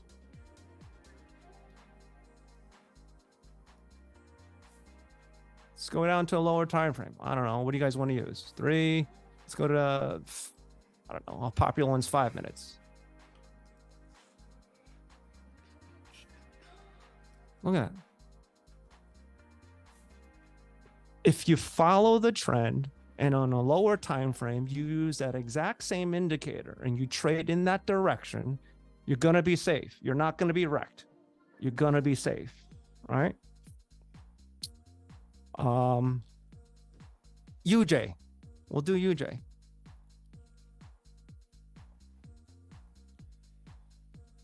Oh, this is going to be obvious winner. All right. Look at that. Whoa. Yeah, I keep yawning, bro. It's driving me nuts. I've had my This 1 caffeine. hour.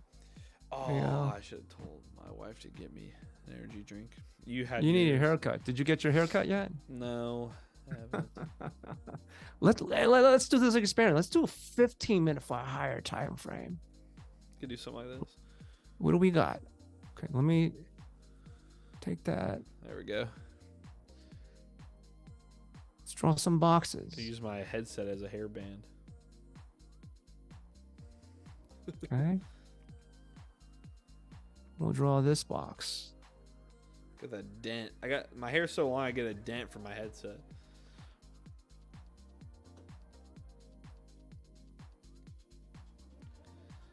Okay, let's go to the lower time frame. All right, we'll use 5 minutes. Because since we're at 15, we'll use a 5 minute. Look at that.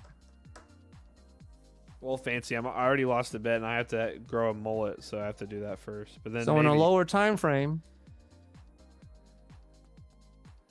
you take the bullish Neo cloud, because on the higher time frame, it was bullish. You took this trade, you avoided this trade, and you took this trade. Right? On the 15-minute time frame, it was a bearish Neo cloud. You only had one play. You took this one. That's it. Now you're waiting. Back over to you, Jacob. It's a very simple strategy. Yes, sir. Yes, sir. I'm just watching the same setup. Also, look at CL here. So this is where it can get a little weird. When you have a key support level and some choppiness, right? You can get a really tiny Neo cloud. And I mean, just noticing the amount of turning points happening. So right now for CL, not really a setup. We want to see a thicker Neo cloud form. So in this case, it would be the second lower high, more than likely, if that were to form. So we'll see if it does. But so far, it is still in a current state of possibility. Same with the NQ and the ES. What's nice about that is, we can go to our other chart as well. We can notice we are clearly rejecting some imbalance, which is good. So that could be a first step to a potential trade. I do like the support that got completely demolished today, that it's currently just touched and now continuing to sell off from that level. But what I've shown you guys on stream before with these indicators is actually we had a setup on my old strategy, and honestly it's not an old strategy, it still works pretty well. This is a 5 minute, of course, but notice price extended. We talk about this all the time. Where's my drawing thing? Or I did back before we've been doing this Neo challenge. But you get a 2 signal, right? Bearish signal today, breaks the smart trail broken. You get a extended, right? Extended turning point in the oversold area, but it just barely sold. So that is a good indication of, your first potential reversal. Goes up, we reject the smart trail, and then we get a turning point. In my opinion, this is where even, every once in a while, if I see this setup, I will also take a trade on with that turning point here on the oscillator, because everything's screaming short, right? 15 point stop there above the swing high. This is where I take longer trades. Go for a 2-to-1, more than likely. I cut off at 1-to-1, that I target 2-to-1. But you can see here, beautiful 2-to-1 trade for 30 points today on just those settings there. Like I said back in the day, the default king. Now might be the Neo king if this sets up nicely. But no, Mickey's the OG Neo. I don't know. You got to come up with a name for yourself. I don't know. Chicken sandwich? Chicken sandwich. Good gosh. But yeah, again, Neo's breaking here. So, it makes sense, right? It's like more than likely just because there's an imbalance. This imbalance still has potential of rejecting, but for now, this thing pretty much set a double, triple bottom almost. Double bottom for sure. And is reversing. You don't really have a head and shoulders that formed. It's close. It never really had you didn't really have that head form, but double bottoms taking this into a small retracement. But we'll see. For some reason, we get a big sell off here. Neo does flip. We could, potentially see a setup, but we're gonna have to wait on that one. And you can see CL here is also coming back.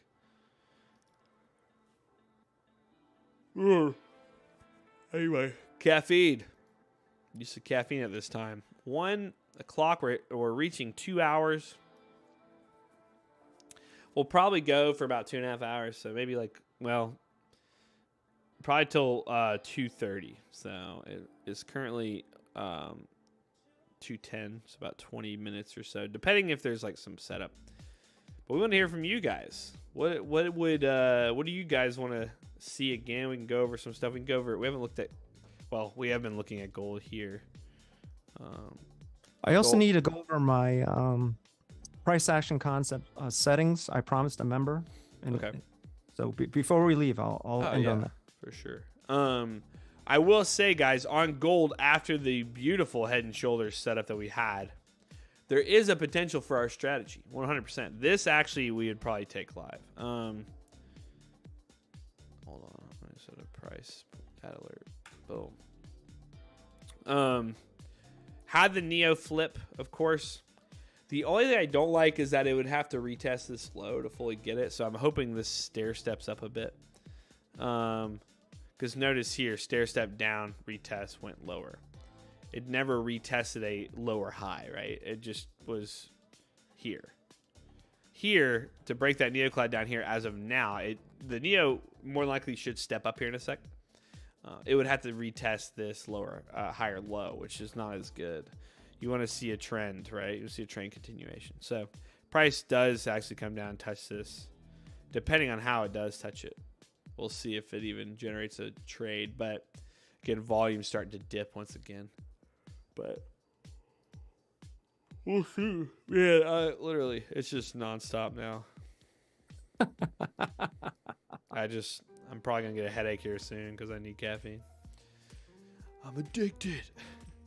But honestly, who in the US of A isn't addicted to caffeine? If you're over the age of 25. I love me some coffee.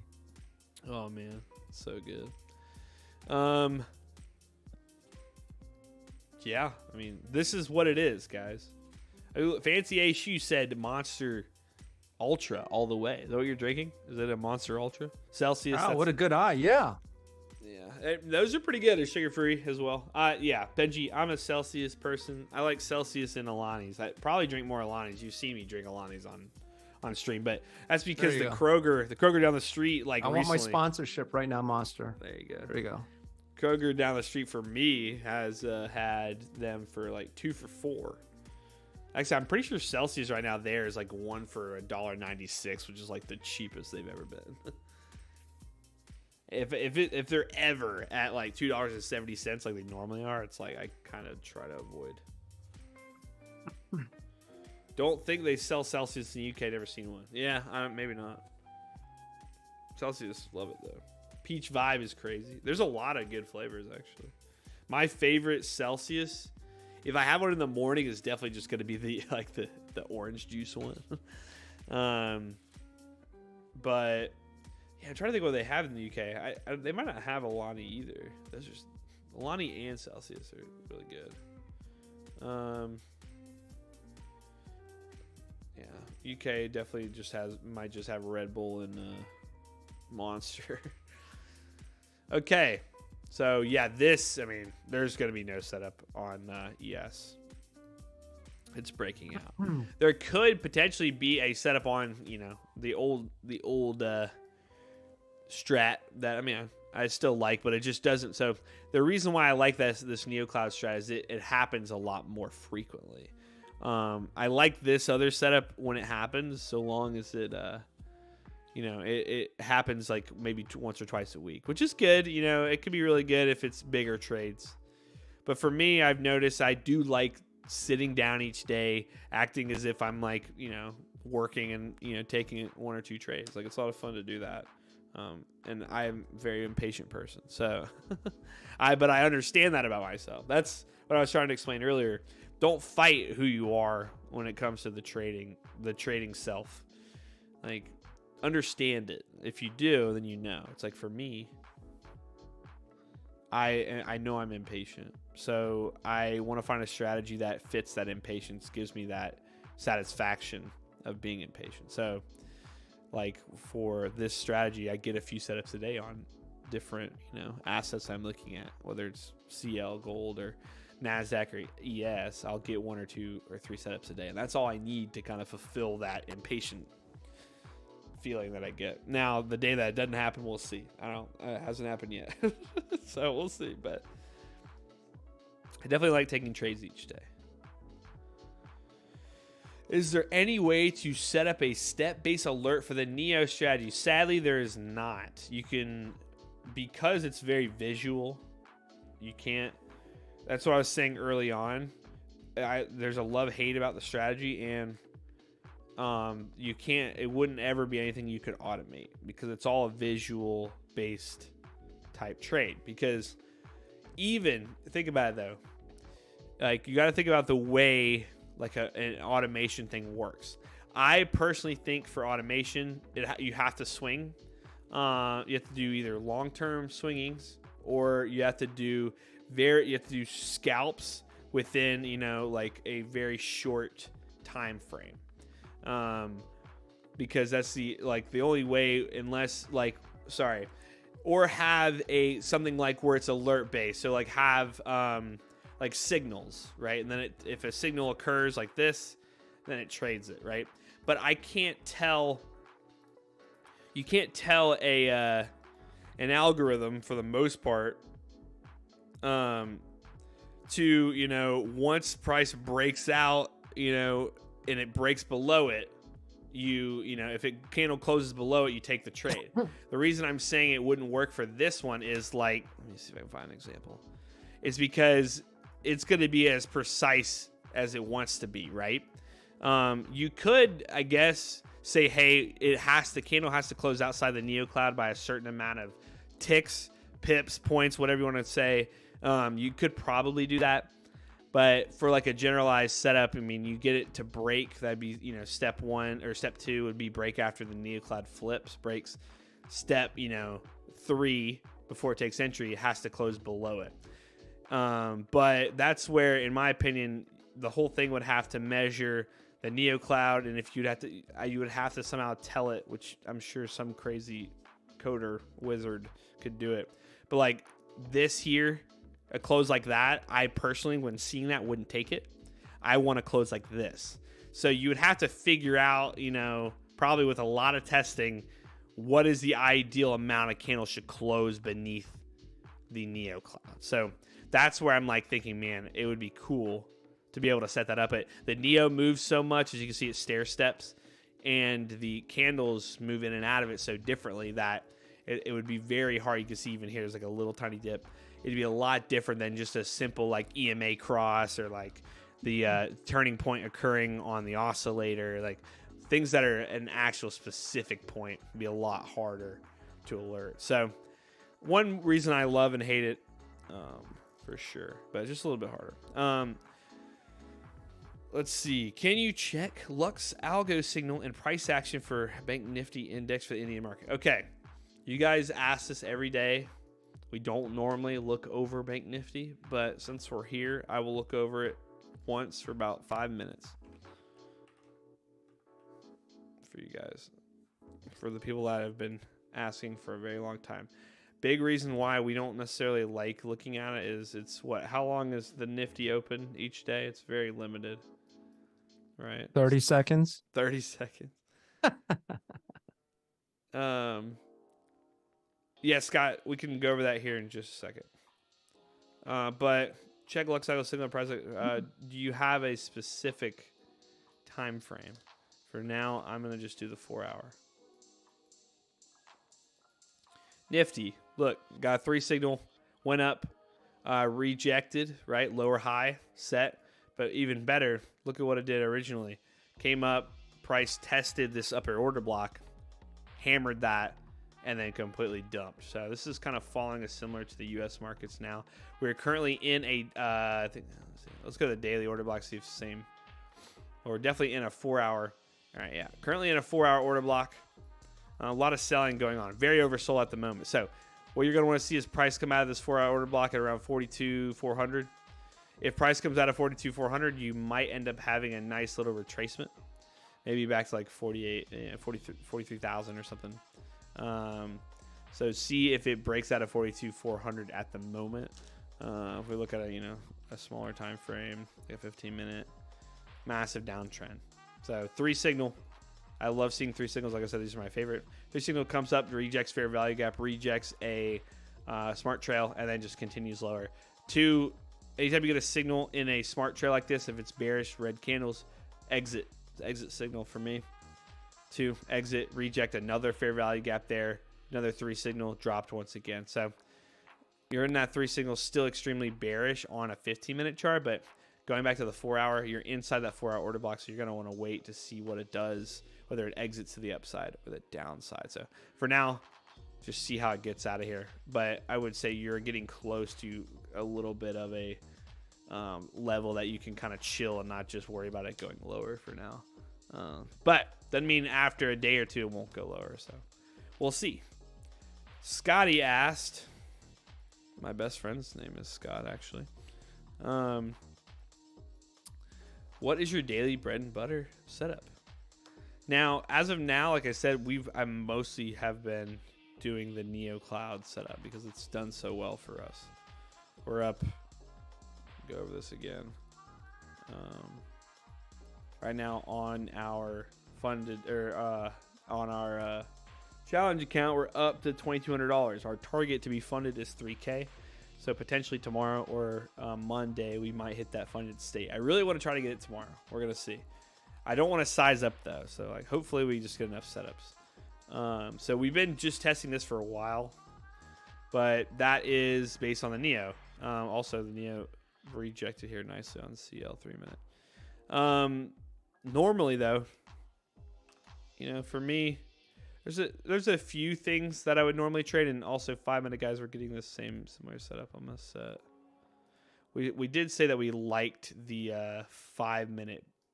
I think me and Luke agree that 5-minute might be better on this strategy because price tends to move twice as aggressively on ES and NQ than it does on gold and volatility wise. On gold futures, by the way, not a gold pair. Gold pair can tend to spike every once in a while, but gold futures and CL, so long as you're following news in like the nat gas and stuff. But hold on, I'm reading this. Is there any strategy in Lux Algo for automated trading? Like we can set alerts, and when the alert pops up, we can trade without looking at the charts all day. You can do that pretty soon. If you did get the backtesting system with the lifetime membership back a year or so ago, you can do that within a backtesting system very soon. And I don't know if I should be saying this, but I mean, I'm pretty close with the owner, but I mean, I'll hint it. I don't think it's a problem that I'm saying it, but we are bringing back the backtesting system for people. So be prepared for that. Backtesting system is coming back. You can create an automated strategy within the backtesting system yourself. So that comes down to your parameters. You have to come up with that strategy. I'm not going to sit here and say, hey, here's the strategy. You go in there, you figure out what works, doing back tests, do the work, because then it pays off. You don't just give somebody it and then it's going to pay off for them. I mean, that's just how I am personally. But there will be an opportunity where you can get the back testing system for all 3 of the premium indicators and make a strategy and back test it. And then if you wanted to link it to an API or however, you just have to figure that out yourself. But there is a potential for that being a thing coming soon. Obviously, the biggest holiday coming up is Black Friday, so look for it around then for sales wise. But yeah, there's always, I firmly believe there is a way, right? Obviously, there's algos already out there trading, right? And so, like, I think, if you give it the right parameters, it understands what goes on. It understands how price moves based on your own analysis, and you can code it to do that. Then 100%, I think there is a way. It's just figuring that out. And I'm currently also working on a way to do that as well. It's just everybody's dream, right? So making the impossible possible. So it's obviously people have it. Banks have it. Market makers have automated systems that automatically collect and trade the liquidity they need to move price. So there is definitely a potential for that being a thing on a smaller scale. Can you explain slippage? Do you to everyone else or you? No, we're not working on an AI trading bot that trades for you. All of our indicators are based around to make you a more profitable trader. We firmly believe the most profitable you're going to be is trading yourself, not just a bot trading, because you can understand and adapt to the market a lot better. Now, you then have to figure out yourself and your own trading personality to get to that point. You can see most of the people that are successful in trading nowadays, if it's not a bank, it's not somebody that's moving liquidity, because they need the algorithms to move liquidity. They don't just they're trading themselves. If you want to be truly a successful trader, you have to do it yourself. On a smaller scale, maybe there's a potential of creating something like that, but again, it's if you really want to fast track it and you want to know what works, we know for a fact that trading yourself works. Right. Well, I understand. I mean, slippage, it can depend on what broker you have too. Slippage it happens with everybody. For slippage on a trading bot, that's why you want to use something like NinjaTrader or Quant Tower, because they're brokers within themselves. They're getting data straight from the exchange, and they can also trade strategies. So if you're using Quant Tower or NinjaTrader or anybody that has like a in-house automated system, and you train it to trade, then it can get ideal fills. It doesn't have to worry about slippage with an alert, from TradingView that goes into whatever. So there is a way, if you want to do, that's though, you necessarily don't have to worry about slippage until you're on some extreme scale, in my opinion. You're not going to get much slippage on a smaller scale, or not have to worry about a bunch of slippage on a smaller scale, because you're not trading enough lots to move price very much. Now, when you start getting into the 100 to 200 lots, depending on what asset you're trading, obviously gold and CL is going to be a little bit different. It's going to, obviously, the higher you get on that, it's going to move price a little more aggressively, but on like ES and NQ, you got to get pretty up there to really affect which way the direction is going to go. So you can, if you want to really see what it takes to move, to really make your own candle or move price, if you can pull up order flow, if you've ever watched order flow on Bookmap, you can get it for free on Trade or Thinkorswim. Wait around till you see 500 to 1,000 lot buyers or sellers, and you'll see what happens. It's pretty intense. They just, price jumps. You get probably a 3 or 4 tick slip on that, or sorry, point, not tick. 3 or 4 tick slip on when the market makers are moving their liquidity. It's pretty big. But yeah, I mean, if you're just a small time trader, it's not necessarily anything to super worry about, in my opinion. But a lot of fun things. We're constantly here at Lux Algo. No, but for real, we're constantly here working on the next thing. So there's a lot of things that, around the trading world that we've looked into, and everything that about in the trading world, we definitely have looked into and are working to create and adapt our indicators to give you the most, the best tools to develop, an easy to learn trading strategy.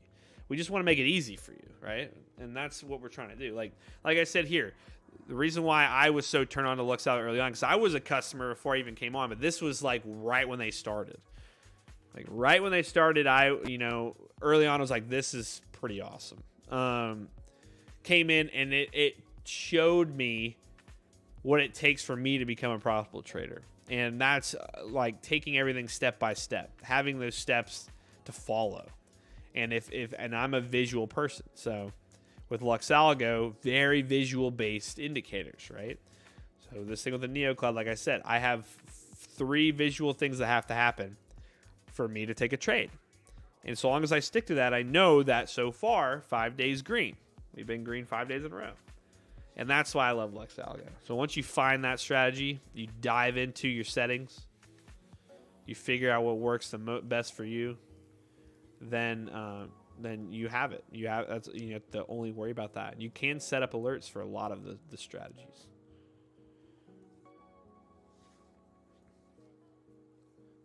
But yeah, man, it's just insane to be a part of something like this, because it's just game changing for anybody that's understanding how to find a strategy around, whether it's price action or trend following like the signals and overlays, or the oscillator, whatever works for you, because all of these adapt to you and your personal trading style. So would suggest just looking through those settings. I mean, while we're chilling, let's see here. Not too shabby. Not too shabby, my friend.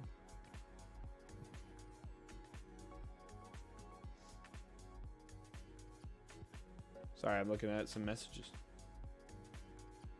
He said, not a question, but loving Mickey's 4-hour fib retracement strategy. There you go. That's why we always say, like incorporate other things like Fibonacci retracement, like things that have been around forever. You can incorporate with our indicators, right? So like let's dive in. Why don't we mess around a little bit here? I think Fibonacci is, it's everywhere, right? It's in nature. It's in trading. It's in honestly probably our bloodstream, like at this point. But it's just using stuff like that we've known in the past that works, and people trade. The other thing is, like, what do people trade, right? How do they trade it? Can really help on identifying potential strategies as well. It's like, in my opinion, NQ, NES, Neo bullish. All right, it's flipping. Let me see here. So the micro is a little bit behind. Let me just pull up normal ES. Yeah, never mind. They're the same. It's just very small right now. So here you go. I do like this a little bit better. There could be a potential. I don't want to be on too much longer. So we're not going to be here till close today like we normally are, just because we started earlier. But let's take a dive into how we might go about a strategy, right? For one, what I'm discovering 100% is that I really like the NeoCloud to help with strategies. I've just looking over it more and more. I've loved it. So in this case, let's kind of think about, what could we utilize in our price action concepts, in the oscillator matrix, that could help us discover, a good strategy. I'm gonna pull up. Let me just reset these to default, and then have that up. Okay, I'm gonna put these on the chart. Where blocks?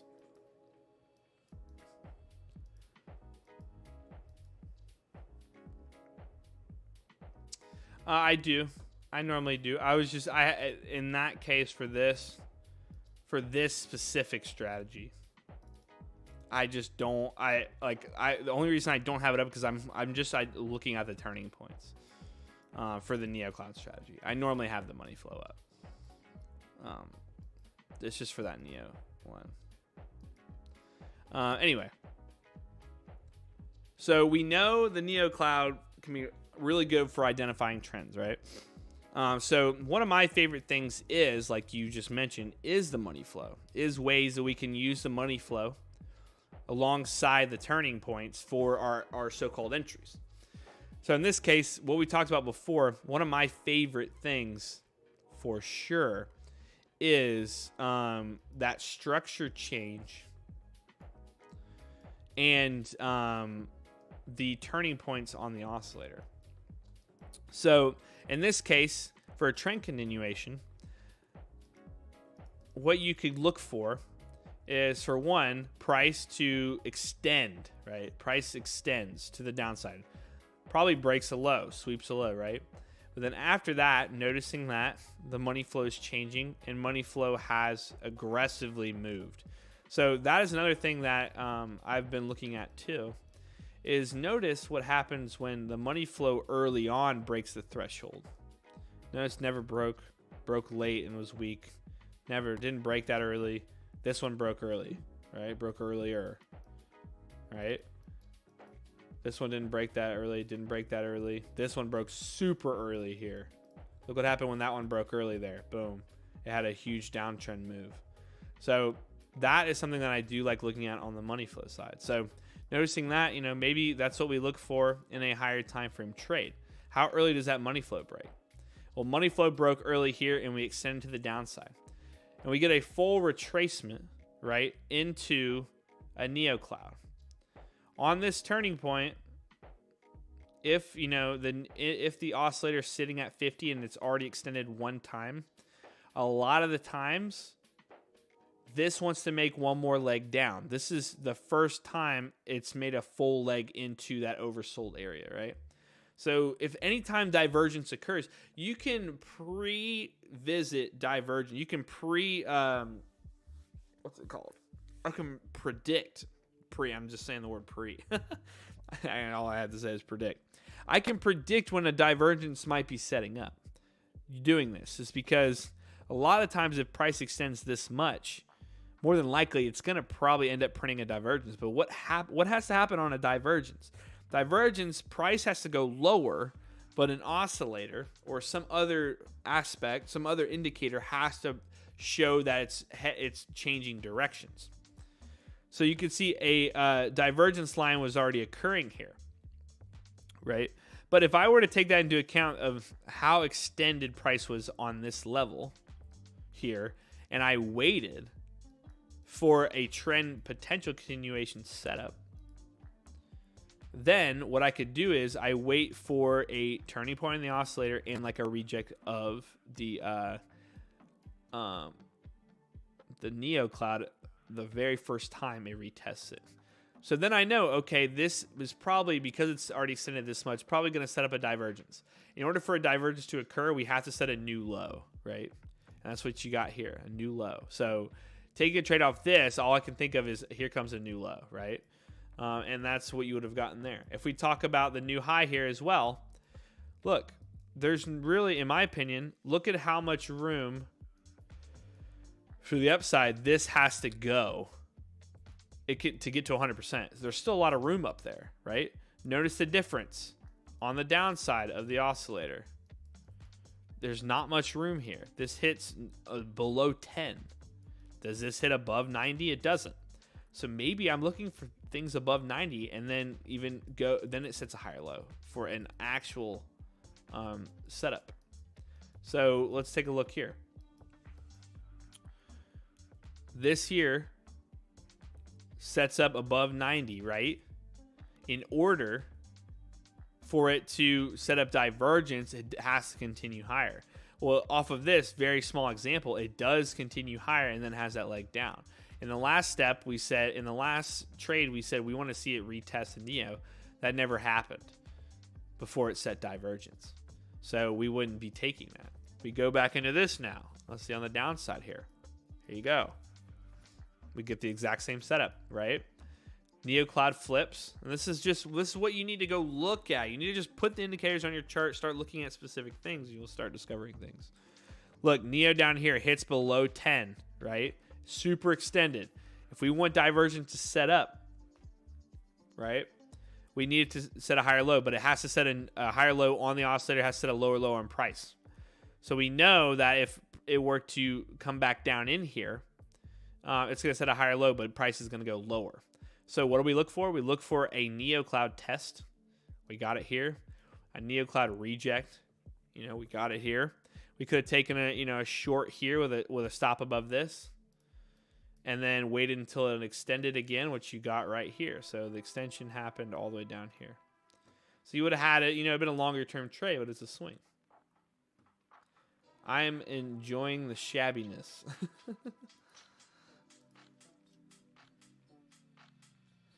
So there you go. You're pretty much predicting that divergence. Right. So let's look at it on an upside opportunity. Okay. Like this. Well, let's see here. This one, we had some NeoCloud retests here. Price extended here, a little late to even come back. So we wouldn't have counted any of that. You're looking for proper swing points. Here you go. Price here touches 95. Remember we said around 90. Right? Neo doesn't touch. But what I'm noticing now as I'm going through this strategy is maybe we don't even need the NeoCloud, right? Let's just take the NeoCloud off. Don't say that. Well, this is what I'm trying to tell them, that you don't necessarily need every indicator to while you're going through those, and looking at trade opportunities. Maybe I don't need the Neo now. Maybe I see, oh, okay, all I need is the value of the oscillator to go above 96 here, right? Or go above 90 here, and then retrace back to the 50 level. And then I understand, okay, if you get a turning point here, we might get a continuation for a divergence setup. So I'm just going to trade up until that divergence setup. So I take a trade on this turning point right here, exit on the following turning point or the following high, right? Which would have been right here on this little guy. So even that candle there would have been a 40-point trade on the 4 hour. So this could be a potential swing strategy. But again, it's noticing how extended this price actually get. But there you go. Here you go. He said, don't talk about the NeoCloud, or don't get rid of the Neo. Well, here's the case. We said earlier that this now didn't look good, but honestly, it kind of does, because if you think about it, we're above 90 again. Here, still above 90, right? We need that retracement, right? We wait till we get that full retracement into the Neo if we were to play that NeoCloud, right? We get the NeoCloud. We get a turning point here, all right? Get that turning point there. We see that money flow is decreasing. So you know what? Because it's extended, we probably want to wait for a higher low and see if the NeoCloud holds. NeoCloud holds here, gets another turning point here. You can take an entry here, set your stop, below there, and then you target it extending again, which would be up here. So there, once again, you have another swing, opportunity that you could have taken off of just that, and that was a lovely 2-to-1. So I mean, then you continue to go back and retest. Here you go. This is something that was without the NeoCloud. Price extended, right? We're looking, divergence hasn't occurred yet on this oscillator. So this is above 96. Waited for this turning point, you got it, and then this one actually would have broke even because that turning point occurred. I thought it occurred on this candle, but it occurred on the other one. So obviously nothing with any strategy is 100%, but this is why you do this. You go back in time. But look here, you would have exited here. That was still early though. You would have break even trade. That's okay. If losers are break even, we'll take that all day. But let's look again. Why would we see this guy didn't break above 90? So again, I mean, it's just, that's what you need to do to find your strategy. This is on a 4-hour chart. Can you please keep indicator name visible on the chart instead of hiding? Sometimes it's possible. Oh yeah, I got you. I'm sorry. I just have a ton up. So I'm using the signals and overlays in the price action concepts. You know what? Because we're on that topic right now, I'm also just for a brief second going to pull over our web browser here and gonna say that the indicators and strategies we went over today are part of our premium toolkit. So right now you actually can get 30 days risk-free, and you can, when you sign up, even with the 30 days risk-free, hang out with us in the VIP section where we're constantly trading these strategies together. Today I probably sent too many messages that people probably got annoyed with me, but I'm in there. I'm now finally talking in there, and Mickey's always in there to answer questions. You can also message me as well if you have any questions about certain things. I'm happy to answer them. If I don't answer them, it's probably because I haven't checked my message request, so I actually will do that today. I just remembered to do that. Did Nat Gas play out, or is it breaking down? We'll look at it in a sec. But again, you can get 30 days risk-free. The link is in the description of this video. And I forgot, if you guys do like the live stream, please like and subscribe to this channel, because we will be doing this a lot more. And obviously we're doing it a lot more now. But the other thing is, we have free indicators you can check out too. Just go to the library section on the LuxAlgo website, and you can see all the free indicators that we offer. We're releasing new ones every week. Like we released one yesterday. So you can see here, October 25th. This is the Super Trend Polyfactor Oscillator. Some crazy concepts we come out with. Like recently, people got really excited about the liquidation level ones. So we're constantly releasing new free indicators for you guys. But also, if there's anything specific you want as an indicator that you've been looking for, you can go on here and you can even search that. You can say, I need liquidity, or I need, fair value gaps, or, trailing stops, or you even click the categories here. You can click Fibonacci. Very popular. One of my favorite newest ones is the Fibonacci ranges and the trailing stop.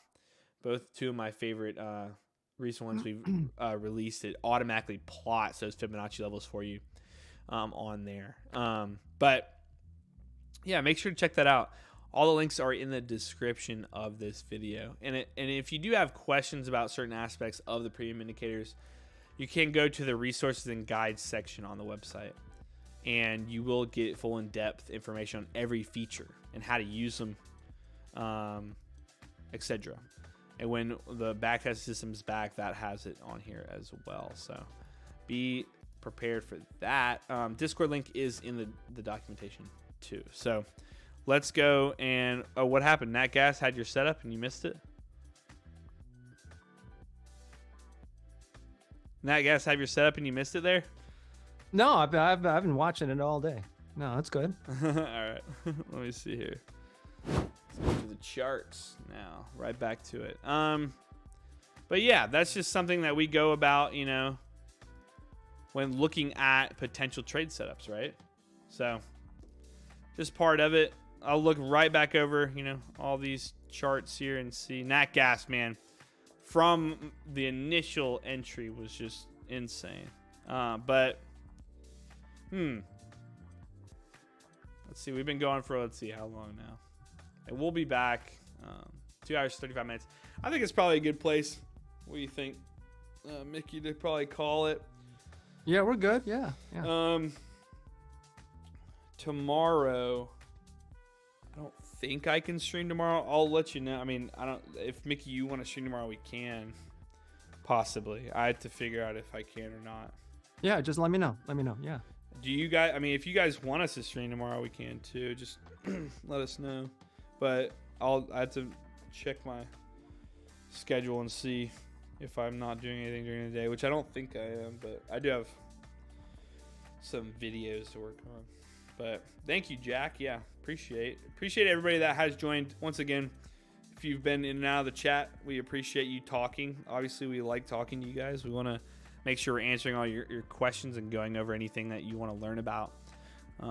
But tomorrow, one more time, I should just stayed on this page. Tomorrow, remember, news, right? We got earnings after hours today. Amazon, remember, we said that gap down and then possible bought back up after it gaps down. We'll see, though. It is kind of low today. Tomorrow, pre-market, right? We have the PCE index. We have the core PCE coming out at 8:30. And then we have, I think that's it. We have some Fed chairman speaking. But overall, PCE pretty what's it called? Pretty important.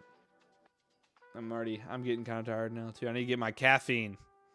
So I'm going to go get some caffeine. You guys have a good rest of your day. I know, what's his name was vibing to the music. Hopefully you do like the music. But we will be back once again, like always. Oh yeah, Mickey. Did you want to go over your PIC settings really quick for Jordan? Yeah, I don't know about pretty quick though. I mean, what would be easier for you, Jordan? Because I mean, is it easier for you to send them to him, or we could get on stream tomorrow and go over them?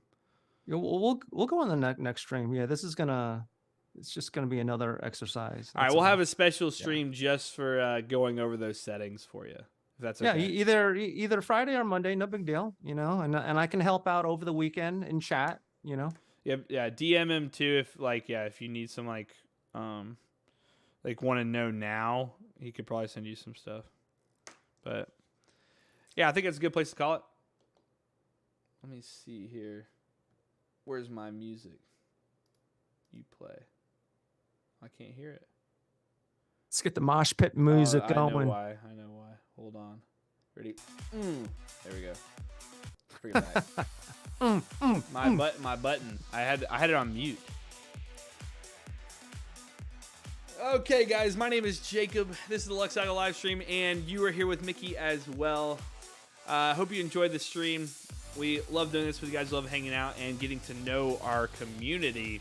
And I'm praying, guys, tomorrow might be the day we might finally be funded. Let's hopefully get funded, and then I can buy Mickey his very first chicken dinner. Maybe we'll do some chicken sandwich review. He'll just eat it on stream, Mickey. You want to eat your chicken sandwich on stream? Oh, I'll eat it on stream, absolutely.